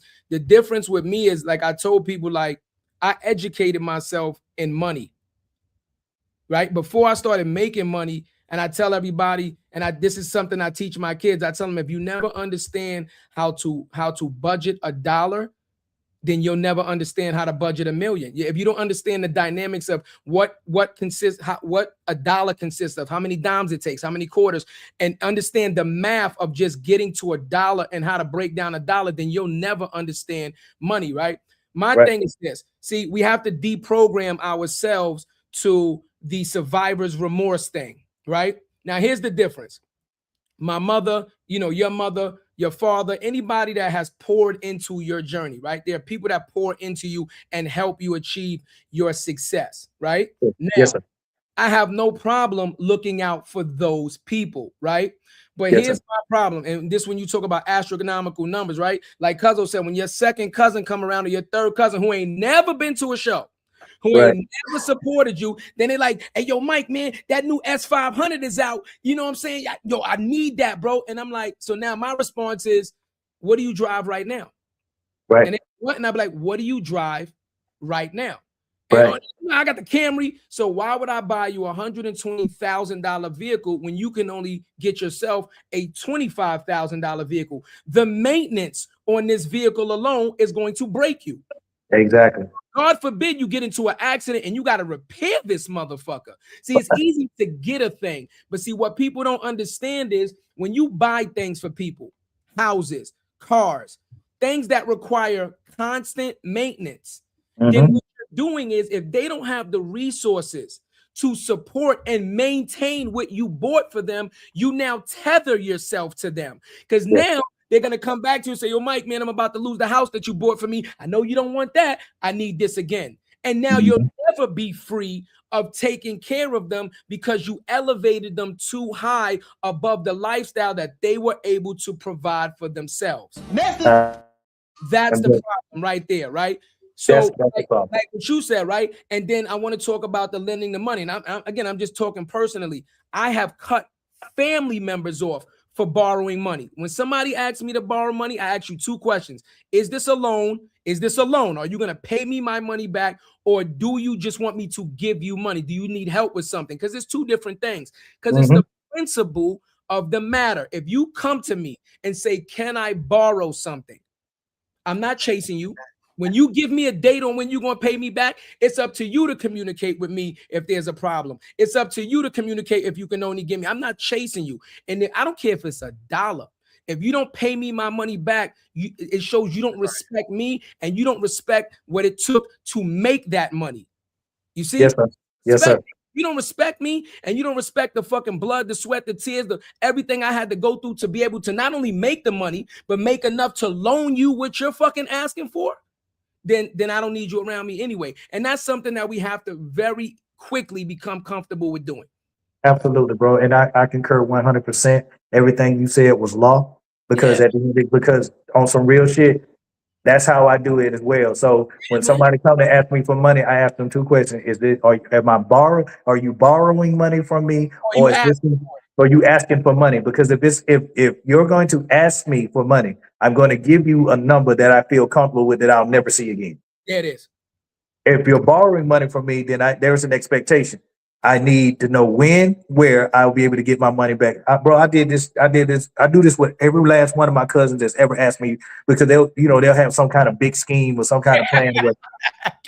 Bro, I want to open up this food truck, bro, and I know I got a homeboy who got a truck who willing to sell it to me, bro, and this, that, and other. I said, now let me tell you how many. Let me start out by showing you how many wrong things I just heard in that shit. You know what I'm saying? So I go down the litany of the shit that was. I said, okay, so there's a difference between being a restaurant owner, right, and someone who cooks in a restaurant, because if you're a restaurant owner, but you also cook in the restaurant, one of them things is gonna lack. Yes. You know what I mean? So that's where you have the managers and this, that. So you mean to tell me, motherfucker, that you're going to own the food truck, you're going to run the business, and you're going to cook the food? I said, I can't do it. because and then I would go down exactly. I said, do you have your LLC? Do you have your EIN number? Yeah. Do you have a fucking account with a bank? Do you have a, do you have a business line of credit? Do you know what Dun and Bradstreet is? You know what I'm saying? Like these are some of the NAV and all of these other, these other places. Business license and all that Yeah, too. the business license, bro. Like all of that. Yeah. do you have a business line of credit? You won't need my money. Like That's right. so those are some of the things, man. That, and I freely give this information. I had to actually pay for this shit. You know what I'm saying? But you feel me? With my family member, I say, you know what? I'm giving this information to y'all for free. This is how you start. This is how you get started. You need an LLC. The LLC needs to have an EIN number. The EIN number needs you need to go to a bank and open up a business account with said bank. Just start that shit. If you start those three things, I will help you with the next phase or whatever. And they kind of weed themselves out because none of them never got to that point where they were like, bro, I got that LLC. Well, I got the EIN number you talked about. Bro, I got that business. So it never got to a point where I'm like, okay, I need to continue helping these dudes do business and whatnot. So they kind of weed themselves out. You know what I'm saying? But because it's borrowing versus what I'm willing to give you at the end of the day, because I've cut off many a motherfucker with that shit too, man, because like it's about respect. It's about respect. If I borrow $1 from one of y'all, man, I'm trying tooth and nail to get that shit back to you, bro. Like that shit will drive me up a wall. Same. If I don't pay you back that $1. Like you hit me with the, oh man, that's just $1. Motherfucker. Here's the $1, bro. Take this shit. Like, you take quarters, dime, pennies, nigga. Like, what do you want? Because I need to get that off of me. And maybe that's the obsessiveness, the OCD in my head or whatever. But at the end of the day, bro, like I don't believe in borrowing money from anybody, man, unless I just absolutely positively need it. But at the same time, I should not be at this point in my life. I should not be in a position where I need to borrow money from anybody. Right, so, but and if I'm lying, correct me right now if I'm lying, right? Me and Cuzzo, Mike, we run this business together, right? He gone again, bro. I can't hear him. Damn. I'm gonna have to go into a question. Yo, I am curious though, bro, because we talking about family does the business. Yo, bro, what was the toughest moment for you business wise in this industry? What was the toughest moment? How'd you handle it? But what was the toughest moment? The toughest moment was when Big died. Got you. Yeah, when Big died. That was like the toughest one, bro. And I know that now, right now it's a lot of things going on with the documentary and things of that nature and stuff, man. And and I know, like you said, we keep it, but I don't have any, issues with speaking my truth and the things that I know and the things I don't know I don't speak on. But what I do know is that was one of the toughest situations for me because here it is, one of our biggest fans in 112, the nicest dude, and only 24 years of age, man. You know what I mean? And so for this dude to be gone,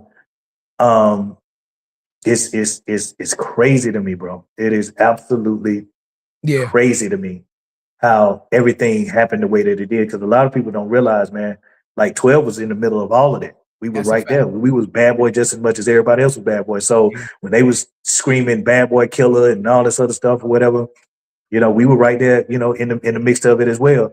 The thing that we had on our side was the fact that prior to all of that, 112 had started establishing themselves as those R&B dudes who everybody loved from the West Coast to the East Coast. So we could go out to LA. Now, we wasn't going into like the hood or nothing like that, but we could still go out into LA and we would still be okay. Like, as long as we were smart about it, because we had enough people, we had enough fan base, and we had enough people that loved us that were like, yo, they are absolved from that shit.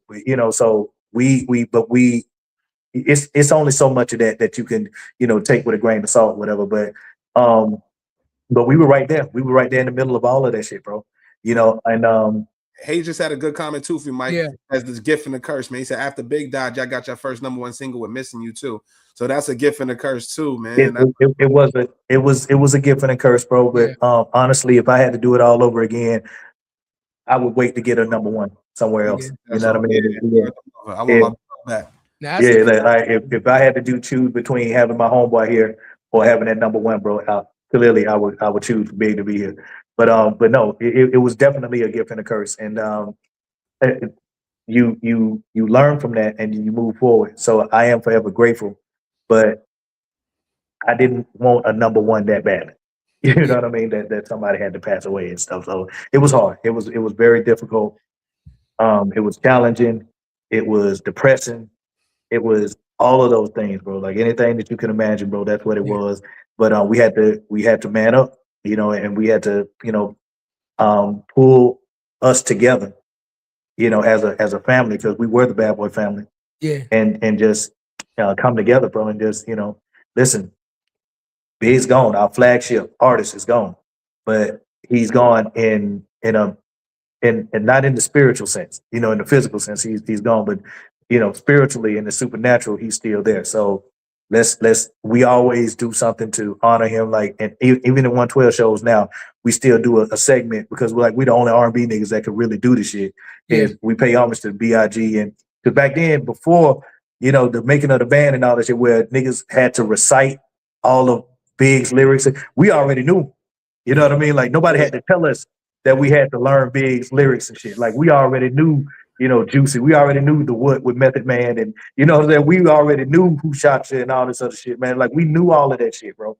You know what I mean? So that was just because we were fans of him, but we also understood the lineage that we had and the responsibility that we had to not only be the representative for R&B at Bad Boy, we had to be representatives of Bad Boy, period.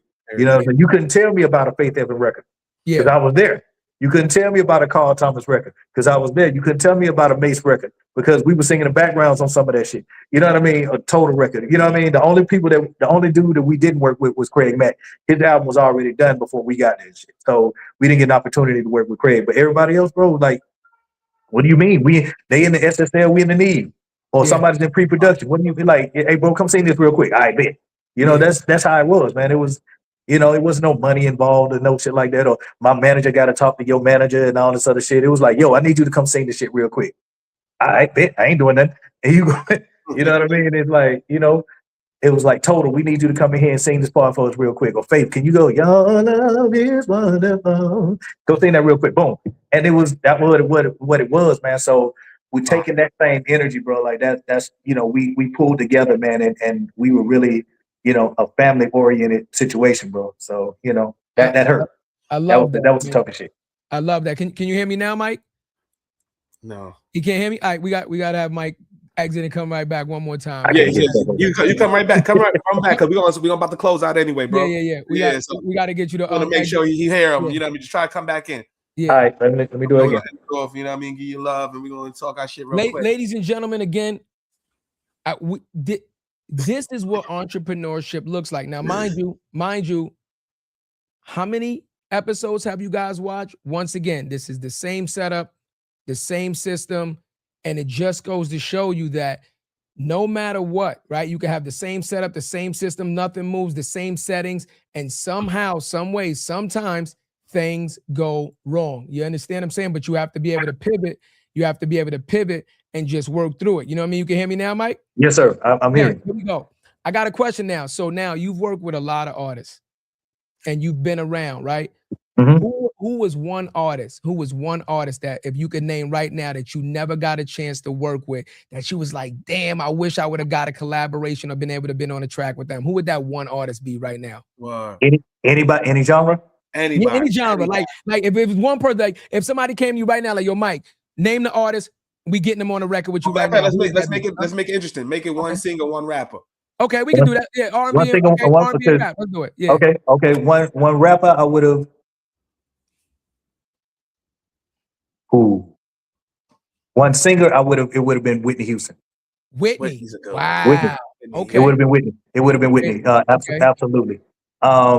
Just because she epitomized it.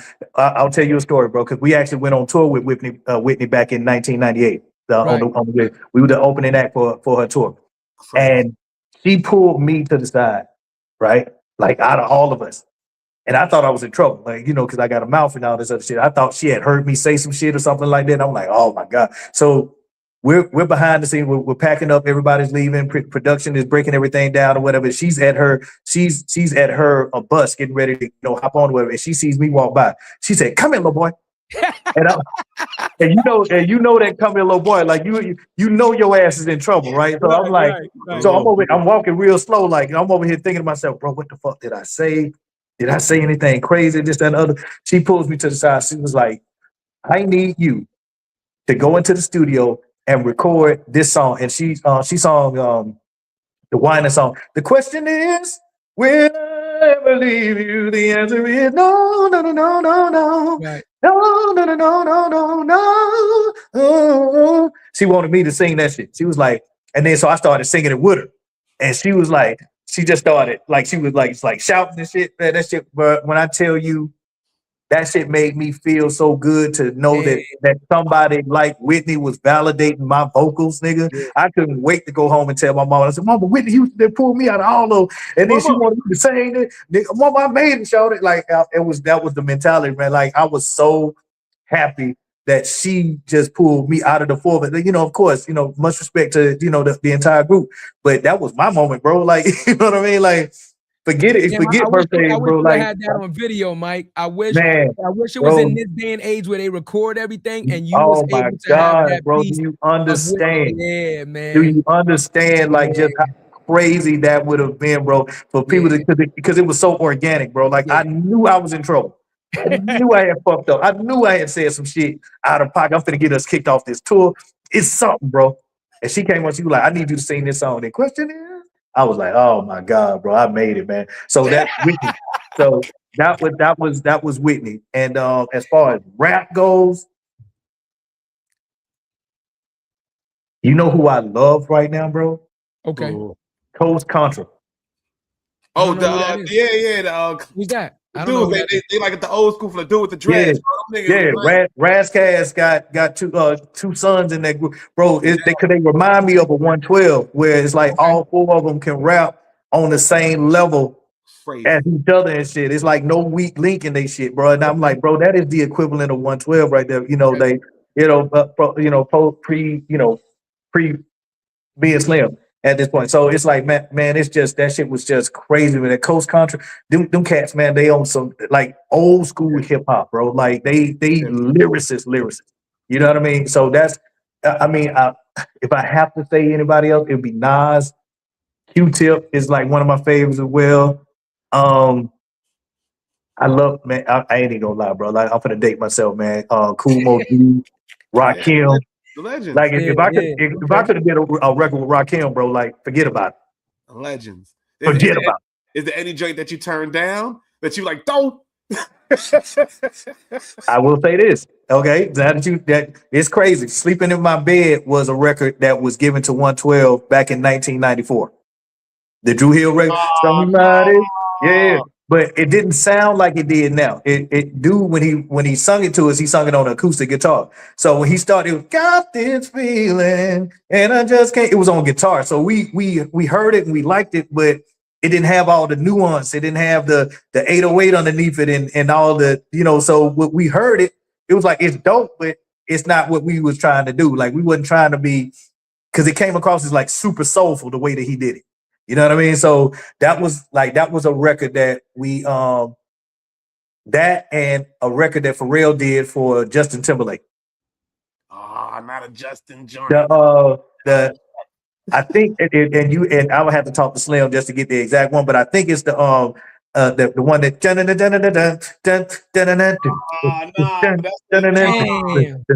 that's one of his biggest songs. Yeah, I think. Don't get me, like, don't quote me on that, but it was definitely one of those records that made Justin Timberlake's album. Like he wanted to give it to 112 because it like I think that's the record. Don't quote me on that. I love you. Yeah. It sounds like some 112 shit. You know what I'm saying? It sounds like some Michael Jackson 112 kind of, you know what I'm saying, shit or whatever. Yeah, bro. Like we turned that shit down, bro. That would have went stupid. Yeah, man. But again, wait. Again, we talk about the artistry, creating something. At that point in time, you really don't. You could have an idea, this is gonna go, but sometimes you just don't know what's gonna go. And I'll use this reference to say this is one of the biggest turn downs in history, right? Rihanna's song Umbrella, right? Initially wasn't for Rihanna. Right. You understand? It was for what's her name? Her career fizzled out. I can't remember her name, but I think she ended up having a baby by a dream or something like that. Nibia. No, I can't remember her name. Christina Milian? I don't know. Christina Milian. It was Christina Christina Milian. Milian. So it was done for Christina Milian first. And you know what she said? This is a little kid song. This is a little kid song, and I'm not singing this song. And that shit end up catapulting Rihanna's career. So once again, like, you know, that's the give and the take of artistry, right? You just Stevie told us the crazy. Stevie D from Force MD said that that's another one too. Tender Love was for New Edition. New Edition. Right. Tender Love was for New Edition, bro. That was crazy. When he said that, man, like that changes the whole. That changes. It catapults you, absolutely. Man, listen, like, mind blown right now, bro. Y'all just blew my mind with that shit. Right now. Bro, I'm gonna send you the clip. Word them up. I'm gonna send you the clip when he said it's crazy. Yeah, I got. So look, we talked about success, right? We talked about success. We talked about, you know, family and things of that nature, and we talked about, you know, where you was when Big died. But let's talk about your overall mental state. What has Mike been doing for the last 30 years that you've been involved in this music industry? The ups, the downs, right? The beefs, the West Coast, everything that you have endured mentally, spiritually. What has Mike done throughout his journey to take care of Mike, right? You forget lending money, forget doing for others. What has Mike done to make sure that Mike is healthy mentally, spiritually, physically, to make sure that you can continue to do what you love to do? Bro, let me tell you something, man. I have done interviews for the last 30 years.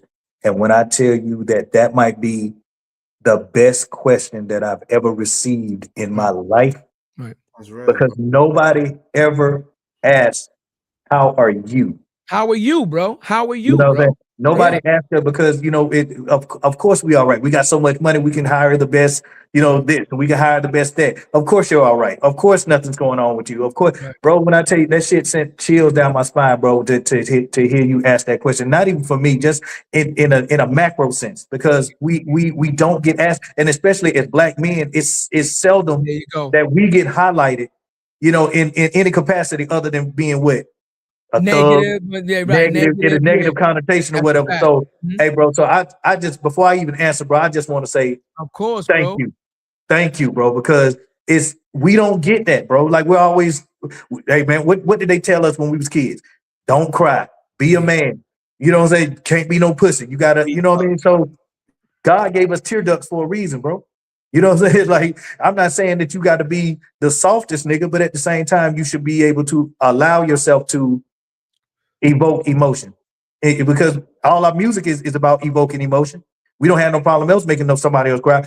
Like, why is it that you are looked upon as being weak or not a man or emasculated when you express emotion? I hurt, you know, I feel bad. Like, why is it that shit has a negative connotation when it comes to that? So, but that's a whole nother. But like, I would love to just, you know, hop back on this interview again some other time, bro, and talk about that. You know what I'm saying? But back in 2005, my ex-fiance and I were going through, you know, just life, right? And she suggested, before we call it quits, to seek counseling. And at the time, like everybody else from where I'm from, it was taboo. It was unheard of. Man, ain't nothing wrong with me, bro. We can do it. We can pray about this. We can do this, that, and the other. Yada, yada, yada, yada, yada. She said, bro, if you don't do nothing else for me, if you truly love me, you'll go do this. And so I said, no, fuck it, I'm gonna do it.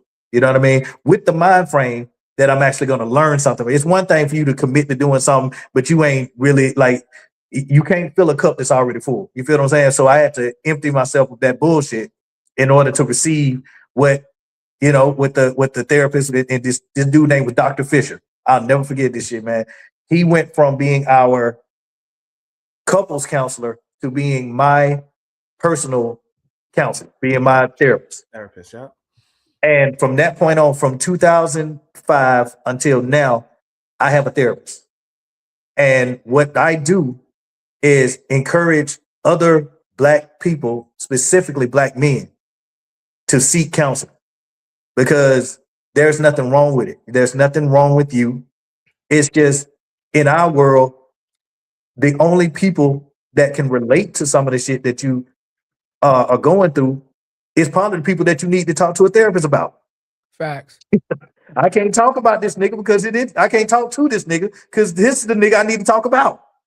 You know what I mean? So therapy has allowed me to open myself up because I was very stoic in a lot of things, man. I was very private. I didn't want to show emotion. I didn't want to, because I believe like everybody else believed that was showing weakness. You know, you were being emasculated by showing emotion and things in there. Because I grew up with that same mind frame. You know, I grew up in a single parent household. My mother raised us. You know, my father wasn't there. And bless her heart for not talking bad about my father. She always said, I'm going to let y'all learn about y'all father on y'all own, and then you make up your mind, who he is, whatever. So God bless her for that. You know what I'm saying? Because she could have painted me in any direction. She could have steered me in any direction. Man, fuck that nigga. No, I could have definitely been like that. But she showed me that no, you have to have your relationship because he and I aren't working doesn't necessarily mean that you and your father can't work. You know what I mean? So I bless her for that. But that was one of the lessons that I learned from that. But therapy has shown me that a therapist does not have the answer. Let me explain. Let me make sure that I'm clear about that. A therapist does not have the answer. What they do is try to show you another way of looking at a scenario. Like, have you considered this? Have you considered that? Have you tried this? Have you tried that? And then it's up to you to basically self-medicate and self-analyze and self-reflect so you can say, you know what? I'm not right all the time. Yeah. And this is the reason why. And I can say that with, and it also helps you in your relationships as well. Now in my relationships, if I'm upset about something, Miss Lady, I love you, but right now I am going through some things right now mentally. I need to step away from, the situation for 5 minutes, maybe 10 at the most.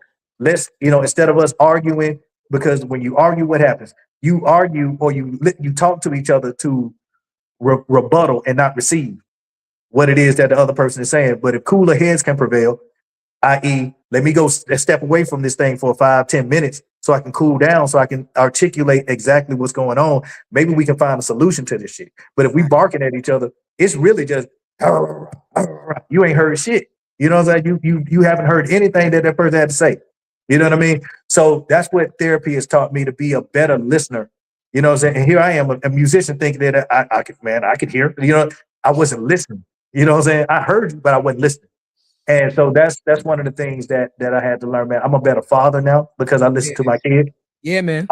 I'm a better businessman because instead of me telling you what the fuck's gonna happen, and I'm receiving what it is that you're telling me. Okay, let's find a solution to this situation. Don't bring me a problem without a solution. Boom. So those are some of the key things that I learned more than anything else, is to listen. And bro, when I tell you that shit was cathartic and uplifting, and it was mind blowing, bro, because I didn't realize how much shit I was holding on to. Yeah, man. And then once you release all of that, bro, it's like your mind can, you can think better, food tastes better, shit smell better. You know what I mean? Because you're not holding on to all of that shit, man. And and that's what therapy has taught me. So that's what I've been doing for the last, I want to say 20 years now, man. Just, I'm an advocate for mental health with a focus on Black men and mental health. I am an advocate for the Lupus Foundation as well, because my mother has lupus. And so I've been advocating for that as well. But those are some of the things, man, that give me the necessary fuel I need in order to maintain being in the music industry, man, because it's needed. And bro, again, that was one of the best questions, if not the best question, man, I ever had in all of my years of doing interviews, bro. And I thank you for that, because nobody ever asked us, are we good? Are we okay? Yeah. You know what I mean? Yeah, bro. That's why. We have to get to some of these comments, Mike. We have to read these comments because, first of all, let me just start with this. I started off by telling you that your music was therapy for other people. Yeah. You understand that? Your music at 18 years old, you're making music that help people get through the situations that they were going through. But too often, because you're put on this pedestal, a celebrity, he's wealthy. What, he has to be all right. Who got a lot of money and all the women and all the trade my life. Up, right? Exactly, right? And they never think about us. But I want to get to some of these questions. I'm getting text messages and everything. My brother JJ, He's watching on YouTube. He texted me to my personal phone. He said, Mike is 100% correct. Counseling and therapy saved my marriage. It saved his marriage, bro. You understand what I'm saying? Let's bring up these comments real quick. You understand what I'm saying? You know what I'm saying? It says the Black community in relation to mental health awareness has come a long way, but there's still such a large gap, right? I love that he's talking about this because once again, in our community as Black men, it's taboo to ask for help. It is taboo because we feel like it shows weakness, right? And we got another one up. Meek said the transparency while speaking of mental health within our community is everything. It's everything, right? Because here's the thing that people don't seem to understand, Mike. And me and Cuzzo had this conversation yesterday. Mike, you didn't even know that yesterday. And I'm going to tell you, I went through some shit yesterday. We had a podcast yesterday. Yes, sir. I went through some shit 30 minutes before the podcast that I crashed the fuck out. Okay. Now, you would have never known that on the podcast. And I'm going to even be more transparent. I had an argument and I was on the phone 10 minutes before this fucking about crashing out again. Like, you understand? But we still have to put on the facade that everything is okay because when you're the pillar, you have to show strength. But guess what, Mike? At the end of the day, this is my message that I tell everybody. If I'm not good for me, if everybody's relying on me, if I'm the pillar, I'm holding everybody else up, and I'm not good, then if I'm not good for myself, then how can I be good for anybody? And I'm glad that you said that, right? I'm a father. Cuzzo's a father. So if I'm not good, I can't be the best father I can be, right? I can't be the best brother that I can be. I can't be the best, lover that I can be. I can't be anything because spiritually, I'm off. Mentally, I'm off, right? So we spend all of this fucking money, this money on materialistic bullshit, right?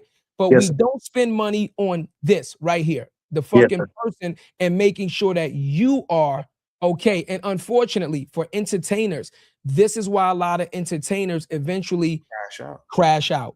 Yes, sir. Yes, sir. Right? So we had to ask that question. We just had to lead up to it, but we have to ask that question because we have to make sure that you are okay as a man first. Because if you're not okay, then nothing that you're going to do is going to have the full potential to achieve the greatness that it can because you're not giving it your full energy because you can't. Because you can't. That's real. You can't. You want to, but you can't. But, hey, bro, blessings to y'all, man. Because when I tell you that sums up what it is to be Michael Keith, bro. Yeah. It's like you give and you give and you give, and I do it with a gracious heart, and I do it because I know that there were people, my ancestors before me. It was a culmination that got me to this point here, man. So I am forever grateful, and in that I know that I have to. Pay it forward. You know what I mean? Yes. But at the same time, you still hurt. And you still go through things, man, and you still sacrifice, bro. And I can't tell you how many funerals I've missed, and I can't tell you how many birthdays I've missed, because I had to go be in Germany at the same time that my kid, had a graduation and whatnot. And you look at the look in their eyes, and thank God for the advent of social with the camera and all that. You can do all of that now. But back in 96, 97, 98, when that shit was when we were still calling, using the little 800 call number. We had the beepers. We had the beepers back then. Yeah, we had the beepers and the burnouts, the old school. and you might have had 6 days on that motherfucker. You might have had 6 months. You might have had 6 minutes on that shit. You know what I mean? It's just what it was, bro. And so it's just and like you said, bro, to be the pillar, because I was always considered the one in my family. I was always the one. I was always whatever it was that I was gonna do. I was the one in the family, and that is a mind fuck for you to be 13 years of age, feeling as though you had to be the breadwinner for the entirety of your family. You didn't know how you were gonna do it, but you had to be, because you had to buy your mama a house, and you had to make sure your sister went to school, and you had to make sure that your brothers were okay, and then let alone your kids that you're gonna have in the future, and then your grandmama, Lord, her house needs to get paid for, because it's all of these things, man, and nobody sits back and says, because we don't complain. And I say this all the time, you don't miss oxygen until your ass can't breathe. So with that being said, man, if I got oxygen the entire time, I'm gonna take it for granted. That's a fact. Until I can't breathe. So I was the oxygen for my family, in so many ways. Yeah, they had their own shit going on or whatever, but I was that safety net for a lot of my family members. They knew they could count on old Mike to come in and save the day. That's You know what I mean? fact. But nobody. But if I need, and I sat back and I thought about it. I said, if I needed them the way that they needed me, would they be able to help? And the answer in that regard, financially, we're talking about finances, right? We're talking about regard, no, they wouldn't be able to. This motherfucker don't miss. No, he's fucking good. But it takes for you to grow up, become wiser, become a better businessman, and to understand that the word no is not a death sentence, and they'll be all right because we got family members, all they ass dramatic. They hear no. They call your mama, they call your sister, they call Big Mama. Lord, they having a meeting on your ass and everything. I didn't raise him to be like that and all this other shit, man. You tell them no, and they like this, Mike. Having a meeting on your ass is nuts, B. And that's how it be. Wait till your ass come to the cooker. I'm gonna fry this nigga. I'm gonna hit your ass with that fried fish real quick. Yeah, Mr. I ain't got it. He ain't got it. He said, look at them glasses. You got it. Yeah, you got it. You got it. And look, and the crazy shit was, bro, let me tell you something real quick. Hey, it's funny that you say that shit, bro. It was to the point, and this was part of my mental as well. It was to the point that I would not go to family functions because I would drive around in a whip that I know that was more expensive than everybody. And I couldn't do it because I felt like I was wrong for my success. You are not wrong for your success. You're not wrong. It's not your fault that God gave you a gift that it has been monetizing off of your shit, and you've been a recipient of said money as well. It's not your fault that you're successful. It's not your fault that you have millions. It's not your fault that you're driving around in a 680. And your cousin is in that Camry or whatever. It's not y'all. It's not your fault. Even though he was in the group with you when you first started, he ain't in the group because he didn't believe. And now you're 112 and he's somewhere else doing something else or whatever. They're looking at me like, how dare this nigga? Yeah. Message. That's exactly what I was going to say. So you answered, and that's crazy because that's exactly to the T what I was going to say. What they do is they judge your lifestyle. Well, you're driving around a $400,000 car. I can't get $10,000. You understand? Well, maybe if you didn't buy the $400,000 car, you bought a $200,000 car. You could, bro. Don't count. I work hard for this, bro. And once again, these are the people that, and no shot, but this is the real shit. Like you said, bro, let me and I'll ask you, how many of your family members, let's talk this real shit now. How many of your family members, how many of your friends, when you first was starting and you like, yo, we want to do a thing. We want to be 112. How many of them was like, yo, how can I help? I know I can't sing. Hold the camera? Do you need me to hold the camera? You want me to carry some crates? Remember, it was crates of records back then. Vinyls, right? You want me to carry some vinyls for you, Mike? How can I help you? How many offered to help you in any way along your journey? We're not even going to talk about now social media, which is fucking absolutely ridiculous because now you can just reshare some shit and it takes 10 seconds and they don't even fucking do that. But then you expect all of this return from me when you're not giving anything yourself. Bro, and let me tell you something, bro. I'm dealing with that right now with this tour that we're on right now. Yeah. I can't tell you how many people are calling asking for tickets, but they want to support. That's not support, motherfucker. That's not support. Buy a ticket. Buying a ticket to our first headlining tour, buying a ticket is showing support.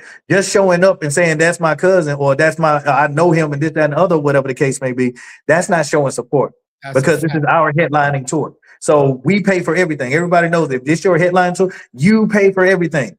Though you're the last one to get paid. Everybody else get paid, but you you're the last one to get paid, rather. So I'm experiencing things of that nature right now, bro. I can't tell you. My immediate family, like my mother and grandmother, like they in my mind, they're absolved from that. Because they had they had the prayer warriors, and you can't put a price tag on them angels that was around us because we in their mind we had went from Atlanta to New York, so that was Sodom and Gomorrah anyway, bro. So as far as they were concerned, Lord, my child went up there to who knows what and doing whatever. So So the prayer warriors was definitely like, again, you can't put a price tag on, but for these like these cousins and that come out of the woodwork that you ain't spoken to in 30,000 years, and they had this big money deal and this big money scheme or whatever, like that shit was crazy, bro. Like it's like I have the last time I spoke to one, it was like you were trying to fight me because for whatever reason.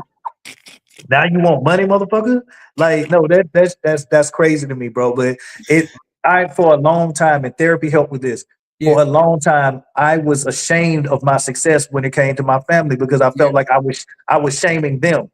Yeah. I was, just me pulling up, and I would stay to the back. I wouldn't be the life of the party. I would always stay in the corner somewhere, this, that, and the third. I would stay, relatively, to myself or whatever, just so I wouldn't come across as, this nigga coming in and his energy is usurping all of the life out of the room or whatever, bro. Like, cause I have that personality as well. I can be the life of the party, man, and have, really, an awesome ass time or whatever. I have that personality as well.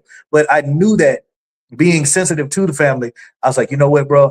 If I may not even go to the shit, but if I do go, I'm gonna be laid back. I'm gonna be real cool. I'm gonna wear as much black as I possibly can. So I'll be in the corner some damn where these niggas won't see me and shit. And it just didn't feel good at all, man. Just because I couldn't be me. I couldn't be myself.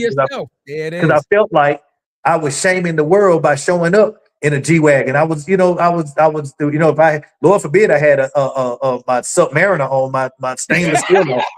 Oh, this nigga got on platinum, bro. You couldn't keep the celebrity at the crib for a second, bro. Like, you can't keep the celebrity at the crib. No, I can't, nigga. Like, because this is what I also learned. What G-Shock is like, nigga. They make G-Shocks. We have to. Come on, my nigga. They got G-Shock. Oh, this nigga got every G-Shock for every color of it. But every jacket he got and shit, like, so but this is what I learned, bro, because I tried to separate myself as Michael Keith and Mike from 112. And Dr. Fisher, my therapist that I spoke to before, told me, and this was something profound. He said, bro, there is no when you out on the road versus when you're at home. That's you. You're Mike from 112 and you're Michael Keith. You're not Michael Keith only when you're at home with your family, and you're Mike from 112 when you're out here on the road performing and shaking your ass in front of thousands of people and shit. Though you are both of those people. Yeah.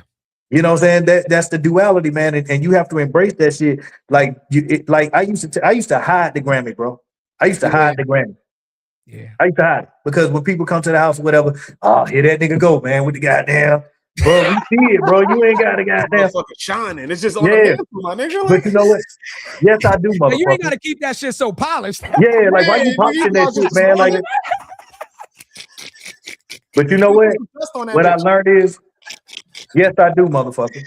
Yeah. I do have to keep that shit right there. I do because I worked hard for that shit. That shit wasn't given to me. I worked hard for that shit. Those millions of records that I sold, those shits wasn't handed to us. Yeah. We worked hard for that shit, bro. Like the blood, sweat, and tears that we had to endure for 30 years in order to get to this success, bro. I earned every goddamn dollar of that shit, and I'd be damned if I run from that shit now, bro. I'd be damned. This shit, bro. That's a great one. Yo, bro. That's it. We're gonna toast up to you, man. First of all, happy birthday again, my brother. Happy birthday, King. Word. Thank you, bro. I appreciate y'all, man. Listen, we toasting you in our More Than the Title chalices. We got to get you a mic More Than the Title chalice. I need one, bro.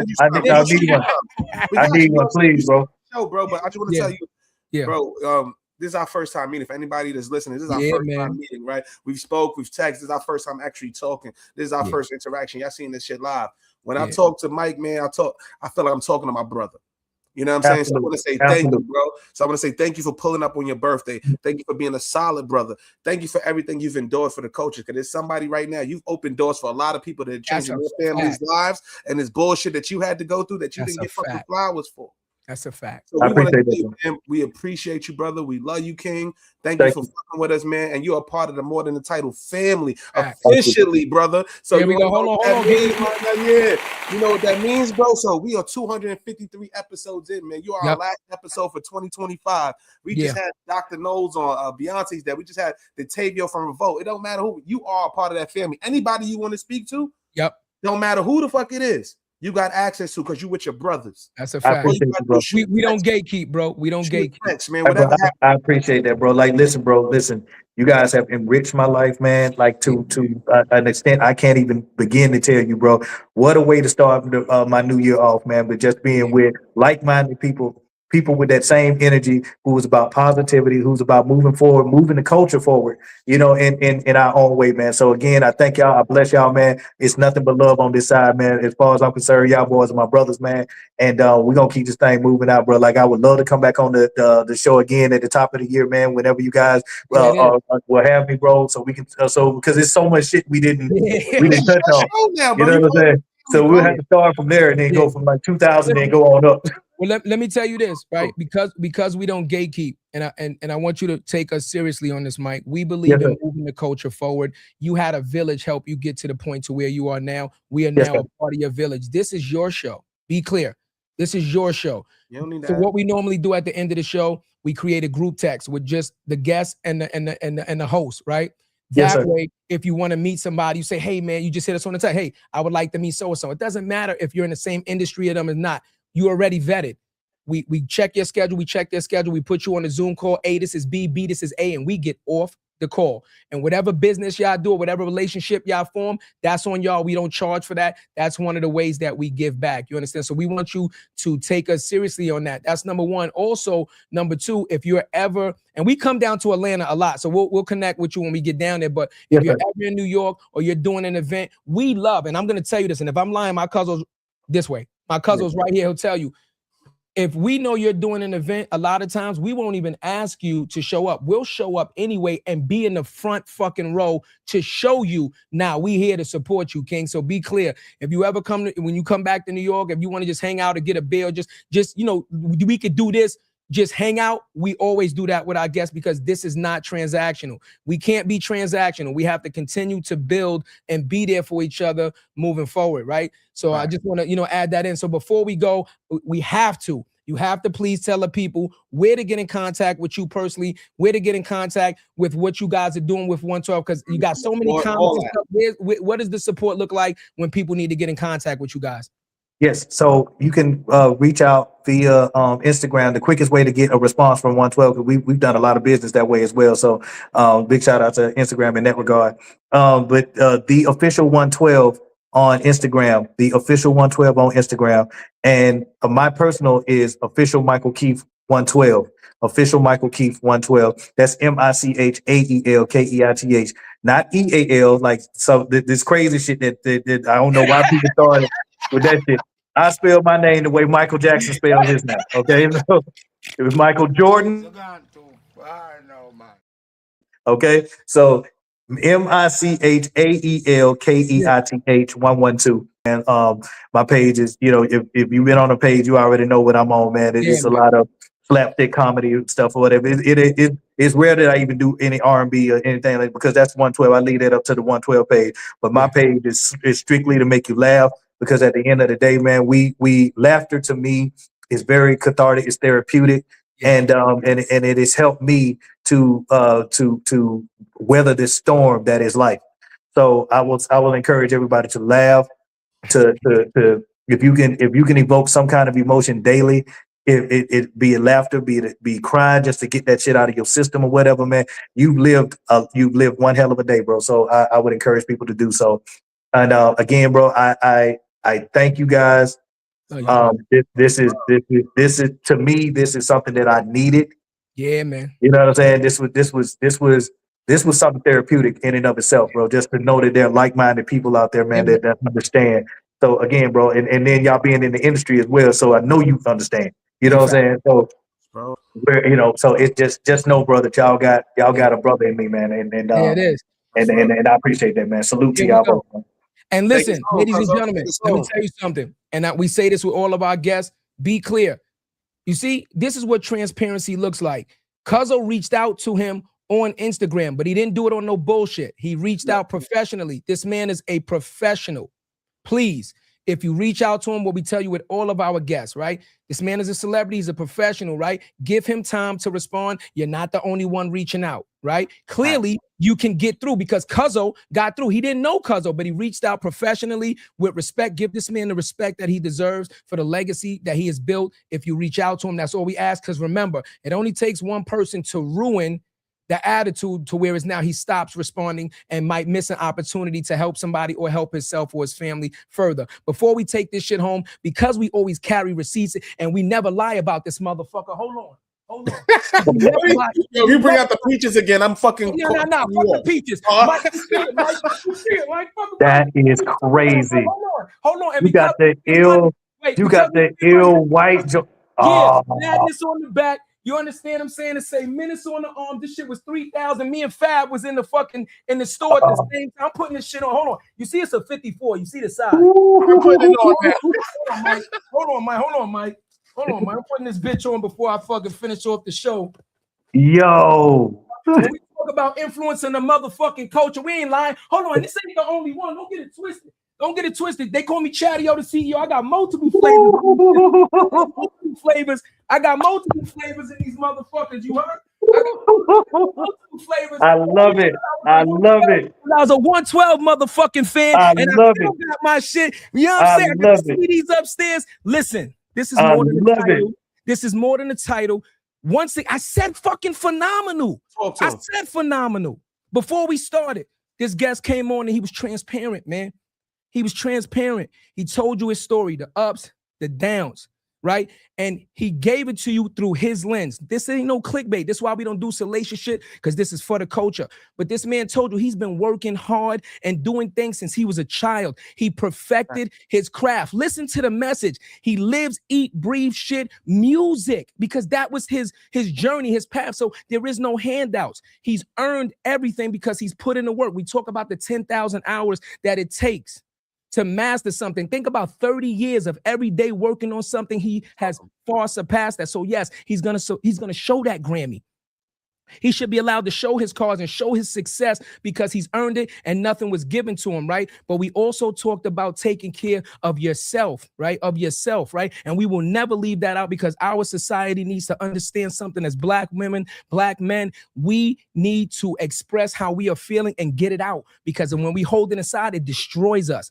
And if we're not good for each other, if we're not good for ourselves, we can never be for each other. So before you leave, understand this is the very last episode of the year. We appreciate you guys, but understand we told you 185 motherfucking episodes this year, and in 2 years, 85 this year, which reiterates what we say to end off the fucking show every single time. The dream is free, but the hustle, well, shit, that's sold separately. It's more than the title. It's our third podcast of the fucking week. You can't fuck with us, and you know what it is.